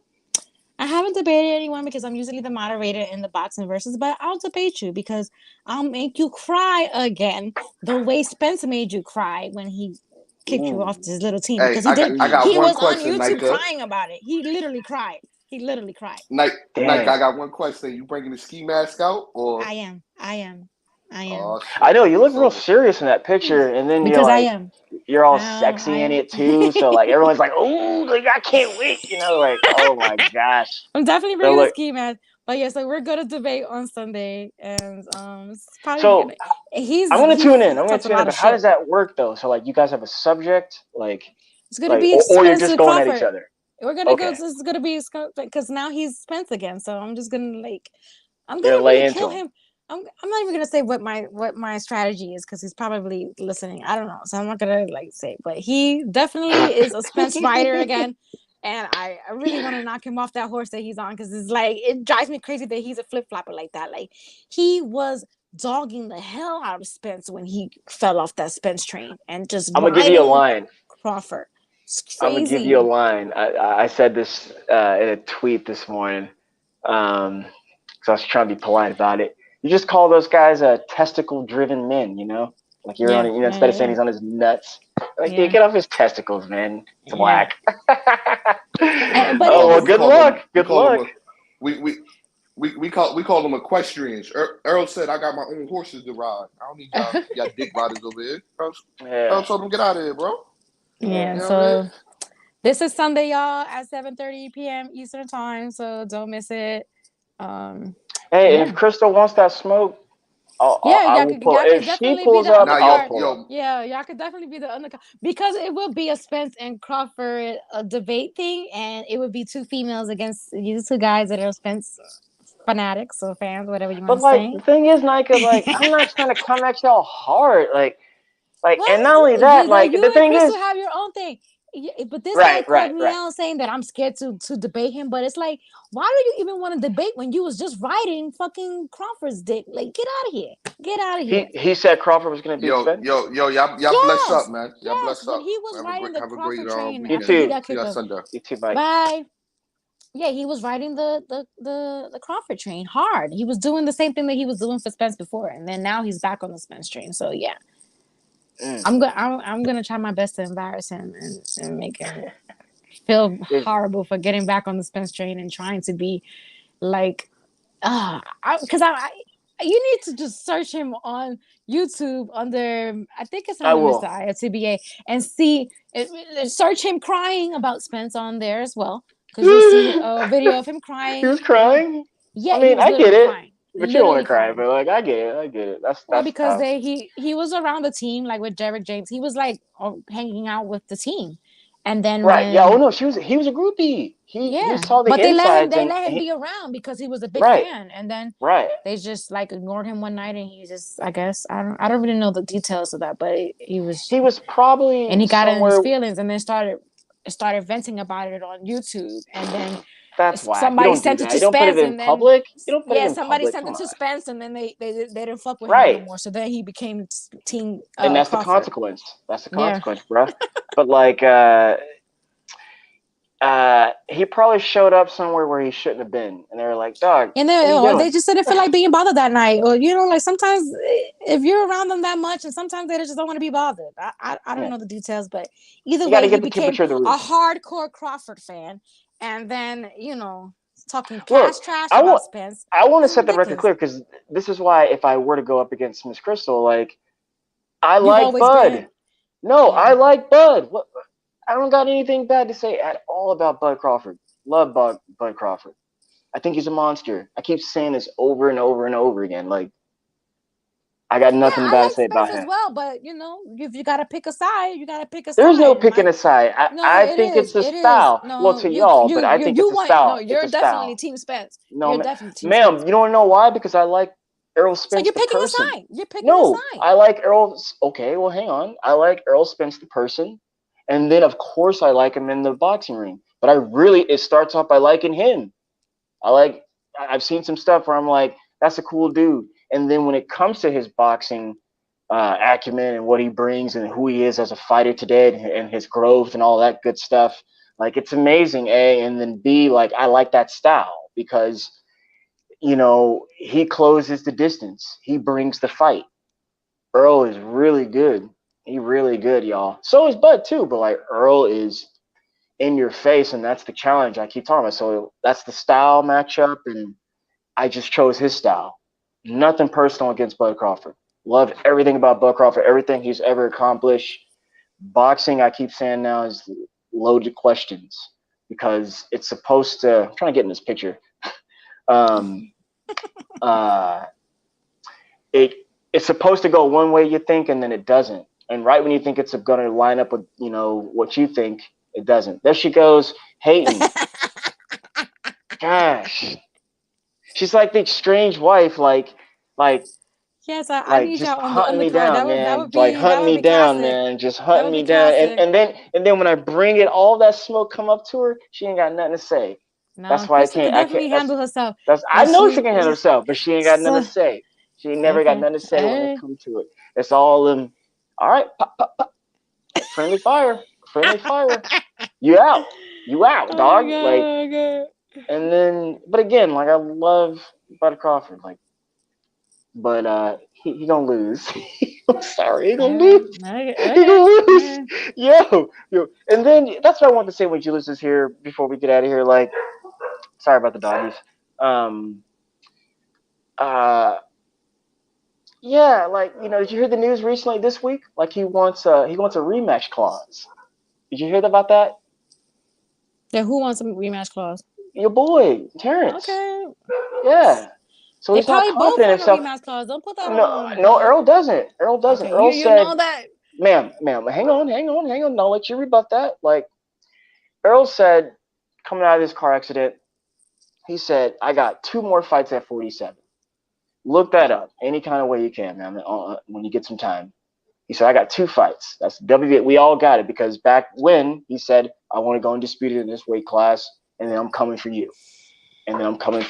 That is documented. Here we go. Sauces. Just saying. It's not, ma'am. You can look this up. Stop. If I don't hear it come out of Spence's mouth, it did. What did he say at Javante? What did he say at Javante's fight? You read that somewhere? What did he say at Javante's fight, though? What did he say at Javante's? No, what did he say at Javante's fight? I'm asking you. What did he say at Javante? I don't remember. Okay, I want you to go look at your fight hypes and all that kind of good stuff and whatnot. Go look that up. They put the camera in the dude's face. They say, hey, man, can you give us any kind of update? Or what's up with y'all? You say, yeah, I've agreed to this. I've agreed to that. And then they got to it. Before he picks up his son, he goes, if this fight doesn't get made, man, it's not going to be because of me. What does that have to do with the what does it have to do with who you think that's alluding to? The rematch. No, you're saying that he's back to that. Yeah. Okay, so no, that's the news. That's the word on the street. Like at first we got to the word on the street. The yes, word ma'am. on the street. Yes, ma'am. The word on the street are from the Spence fans. That's where the word comes from. The word on the street are from Spence fans. If you can't give me a source, no, ma'am. No, oh come on. No, ma'am. No. Well, no, yes, sir. Yes, sir. Just saying. Yes. So the word on the street that gets to my sources that I trust, ma'am, right? So they say that everything's cool, but now what they're saying is that this guy wants a rematch. And so why did I bring up what I brought up earlier is that Earl said I got 2 fights. I got WBA and then I got you, and then I'm moving up, dog. So I want to go ahead and fight you, beat you, take that, do this whole undisputed thing, and then go up. But your boy wants to, he want to hang around a little bit. Your sources are from other Spence fans. That's. Well, I'm sticking to it. Well, I'll say this. then. The Spence fans who are actually well connected to him, like your former grouper buddy, he could tell you. If he was around them that much, he could tell you some things, right? So, believe or don't believe, I don't want to argue that. I'm just saying I believe that because, like I said, before even all this stuff even started, you got to watch these guys' moves and what they're saying. One guy's confident, the other guy's not. And I always equate that to. Oh my God. Wait, hang on. I always equate that to. What'd she say? Oh, I always equate that to you guys just hating on the guy who's got the authority right now, and that happens to be Earl. So. Oh my God. Hey man. Hey man. Hey. Oh, wait. Okay, yeah. Screw that. But you know who I really want to battle actually, because she said something on the last week's show that I'm gonna have to go back and make sure I get my wording right because I don't want to come at her. But I want to.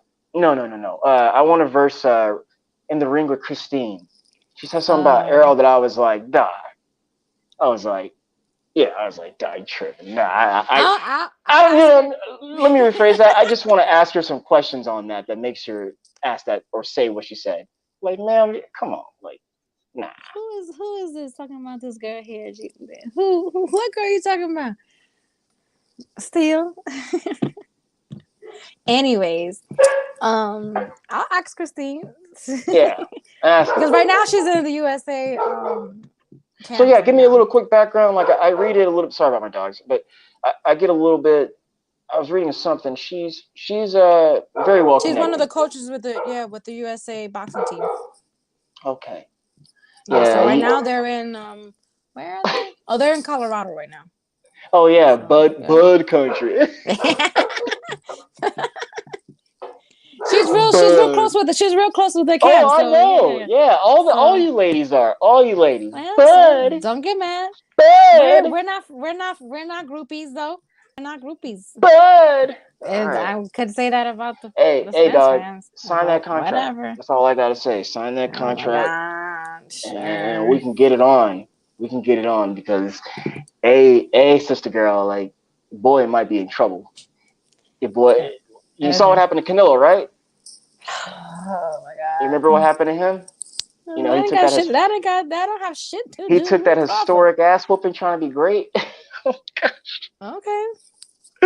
Well, the reason why I bring him up is And the because, like, division is not his. Like, but the in reason why I another bring him division. up, man, is because he been fighting like that in that style, for however long, maybe going on 5 years now. Your boy, sorry about these doggies. Your boy, let me heat this up, get this little vaporizer. Your boy, he been knocking dudes out, right? Mir Khan, Kell Brook, he stopped Porter, right? Yeah. What happened? You What know. happened? You What know. happened? Right. What happens when that's not going to work in this matchup? And old boy just goes in there and does what he has to do. We will find out if that's what you think. Okay, I'll take that. Okay, you don't have a choice. You don't have a choice. So, Sign the contract then. You Oh Bud my fans, God. all y'all, the live watching, I just want y'all to sign the contract, and then we'll all be everyone be happy. Like Pharrell, because I'm happy. Happy. We're gonna be happy. I hope that the fight gonna happen in Vegas, right? For sure. I I'm pretty would sure. think so. I would think They so. didn't announce where. Did you hear that? Like not that there was a possibility of Dallas, but if the money was there, then yeah, Dallas. But your boy rejected that. He was like, "Nah, I'm not fighting I in wouldn't Dallas. want it in Dallas neither. No, I'm not why? fighting in Why? Dallas." No. He was like, "I'm not fighting in Dallas." It shouldn't be in Dallas. It shouldn't be in Dallas. It shouldn't be in Dallas. My boy said, "I'm not fighting in Dallas." First of all, he didn't say it like that, and so we don't know how he said it. And it was, but I know for a fact it wasn't like that. And it shouldn't be in Dallas. It shouldn't be. But what if the money's there in Dallas? What if 60,000 people? What if 60,000 people show up? It should not be in Dallas. End the Okay. discussion with that. I'll It should take not that. be in Dallas. I'll take that. All right. But you don't think that sounds weird? Like Errol said, I don't care where it happens. That's what Errol said. If there was a Errol said, I rematch don't care clause, where it happens. if it was a rematch clause and he won, then maybe he could have it in Dallas. But the Errol first fight don't should want a not be in rematch that. clause. Errol don't want that. So Errol said, I got one fight left, and that's you. So you say. No, he said that. I didn't say that. He said that. I'm just repeating. Send me the footage where he said that. Send me the footage where he said that. I'll look it up here and I'll grab that stuff for you. Yes, ma'am. I'll do that, and you're gonna be shocked. Okay. He could say that. And if he did say that, which I doubt he said, it's probably another story in negotiations. That I can tell you. I'm sure, but they don't never say what they say in negotiations. That's Bud negotiating. They don't never repeat anything Bud, that they say what in Bud negotiations. said in that DAZN interview? What he said in that DAZN interview? He was like, "Yeah, man, we're still working it out." Say what they come to the negotiation tables with. It's like, dude, ever. Dude. They don't ever tell but you. You were disappointed, right? You were like, dude. Negotiations at all. But you were disappointed though. You're like, dude. You're like, that's not what I want to hear, right? No. Right. Okay. No. That's y'all. Acting funny. Whatever. Sure. Are you gonna watch whatever the fight takes tomorrow? us to the top of the mountain? All right. Well, Earl's the top of the mountain. No. Yes. Yeah. Yes. Okay. Like you guys don't know what's being said at these negotiations. Ma'am, yes, like you guys do. are all good. Your sources are definitely. Ask me who my source is again. Ask me who my source is again. But just ask me who my source is again. Is your source Steven Espinosa? Yes, ma'am. Okay, no. You don't believe Steven? No, I don't. I don't. Okay. Nobody ever repeats what's at the damn negotiation table. He's not gonna tell you that Errol went in there saying he wants 3 Debbie cakes in the back before he goes in the fight. Like they don't tell you what they negotiation and what they want. No, they never do that. So, but I've been listening to Errol what he says every time they put a camera in his face, and he's a pretty straight shooter, ma'am. If you go listen to him. No, he's not. Yes, he is. Yes, he is. Okay. Yes. Okay. You're such a Bud fan. No, because this is the same guy who told Bud to go get a belt, and then when Bud got the belt, but he already had the belt. No. Wait, what were you gonna say? Back then, all right? You remember? So you'd rather them fight then than now, but you'd rather them fight then than now. But you're rather sure, yeah, I do, yes. Okay, and you know what? But why that video. Then? When he I want to admit something. Belt, he went and got the belt. And I want to admit something to you, though. Oh, okay. All right. That moment. Okay. That moment spooked me. As a Spence fan, that moment spooked me. I thought he was a straight shooter, though. Didn't you just say he was a straight shooter? He did. But if I could speak for Errol, which I You don't, can't speak and for Errol. I You can't. can. You can. We got caught with our pants down, and he was like, "Oh man, all the top ranked cats right there." And then Bob, of course, legendary promoter, and and then they said what they said, and then what Errol do? Errol actually did what he said he was going to do right then and there, right? You see, What were y'all doing? What were y'all doing? What were y'all doing? That But what were Spence was a y'all straight doing? shooter. What were And y'all doing? He if he was was. a straight shooter and he told Bud to go, he asked Bud to go get a belt. Bud went and got one, and then there was still no fight. But okay, so you'd rather them fight then than now? Said, but they caught us with our pants down. But you just they said did. he was a straight shooter. So which one He is did. it? We were like, all right, get your belt, but we're gonna go do what we're gonna do first, and then we coming for you. He said that. Straight shooter my ass. Like, yes, and then when it happened, right? And then when wait, check it. Reality happened. Reality happened. He's a straight no, shooter. reality happened, right? Shot blanks. And then Shot blanks. what's his name? Not Steve Farhood. My boy. What's his name? Everyone threw some shade on him on the timeline. The dude who be announcing in the ring. He was like, "So what's next?" And he was like, "Terrence, I'm coming for that MF and belt." I was like, "Whoop!" He cussed on national like that. I was like, "Dang, dude." But yeah, coming for that belt, and he did that. We said that. He said that, man. He said that. And since then, you Bud fans been shaking in your boots like pussy boots. Been shaking in your boots. Y'all coming in with all the excuses. Who the has one us that coming with excuses? the one that really got to me lately was the one he was like, "We're already in the Hall of Fame. We don't have to fight you." I was like, that he said that when I was like, dude, when Spence was throwing out dumb crazy numbers, talking about 70-30, 60-40. That's when he said that. He's rightfully so to that though, but we're not doing that. If I was Bud, I would say the same thing too. Like, I don't need you. I'm already in the Hall of Fame with these stupid with these crazy numbers. No, I say the same thing too.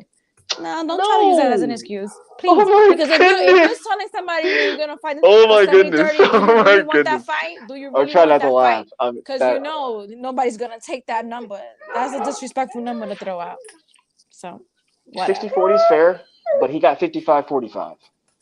That's what I heard of the latest when it comes to from your negotiations. Sources. Yes, ma'am. From my sources. Okay. Crystal Papa. Yeah. See you. All right. In the bushes, I see you. But anyways, we're gonna cut this short because I gotta work tomorrow, and it was I had fun. Thanks for coming on. Everybody tune in on Sunday. Sunday. Thanks to the chat for tuning in as well. Mm-hmm. See y'all on Sunday at 7:30. I can't wait for this to end because I'm gonna rewatch it back from when I got on. And I was eating you up here at the end. I love you, man. I love you. And good luck to you. Good luck to you on Sunday. I'm gonna be tuning in. All right, who's moderating for you? You need to look him up and see the kind of character that he is, so you'll see what kind of. I will, but I already know he's a groupie. But he can't lie. He was right there with the dude. That guy can't lie. And people called him a liar, and that's what made him tip off. So it is what it is, right? But good luck because he coming. Us dudes. The gender war. He's extra. Over, ladies. He's extra. He's definitely extra. When you see his channel, he's definitely extra. He's back to being a Spence fanatic again. So yeah. Go check out. I want you to go check out his channel when you get some time. BFTB, the best fighting the best. If you can handle a lot of cussing and a lot of use the N-word and stuff like that, but he's cool. He speaks the real. He's very well connected. Yes. He's not he's a Spence and Bud fan, but he's very well connected, not only within those camps, but in the boxing community with some of the stuff that he spits. Very knowledgeable, hilarious. Check that guy out. I wonder if that's the same guy that I heard about this. Doesn't really have a. You probably have. He's not a good not so. No. Okay, in that sense, then, ma'am, I would just say that you need to decide that for yourself. Is that the same guy? You know what I'm talking about? Again, BFTB. I'm not too sure, but I think he's pretty wild and outlandish. But hey, you heard it from Steph Clev. He's legit. He's legit. And Christine, if you're watching him, Coming for you, man. Chrissy, I'm gonna ask her. I'm coming for I'm you. gonna ask her. I didn't like what she had to say about Spence. That was, and she's Olympics. All right. Love you, ladies. All right. Shout out to Nayka. Bye. Red Cup. All right. Bye. Have a good night. All right. End it here.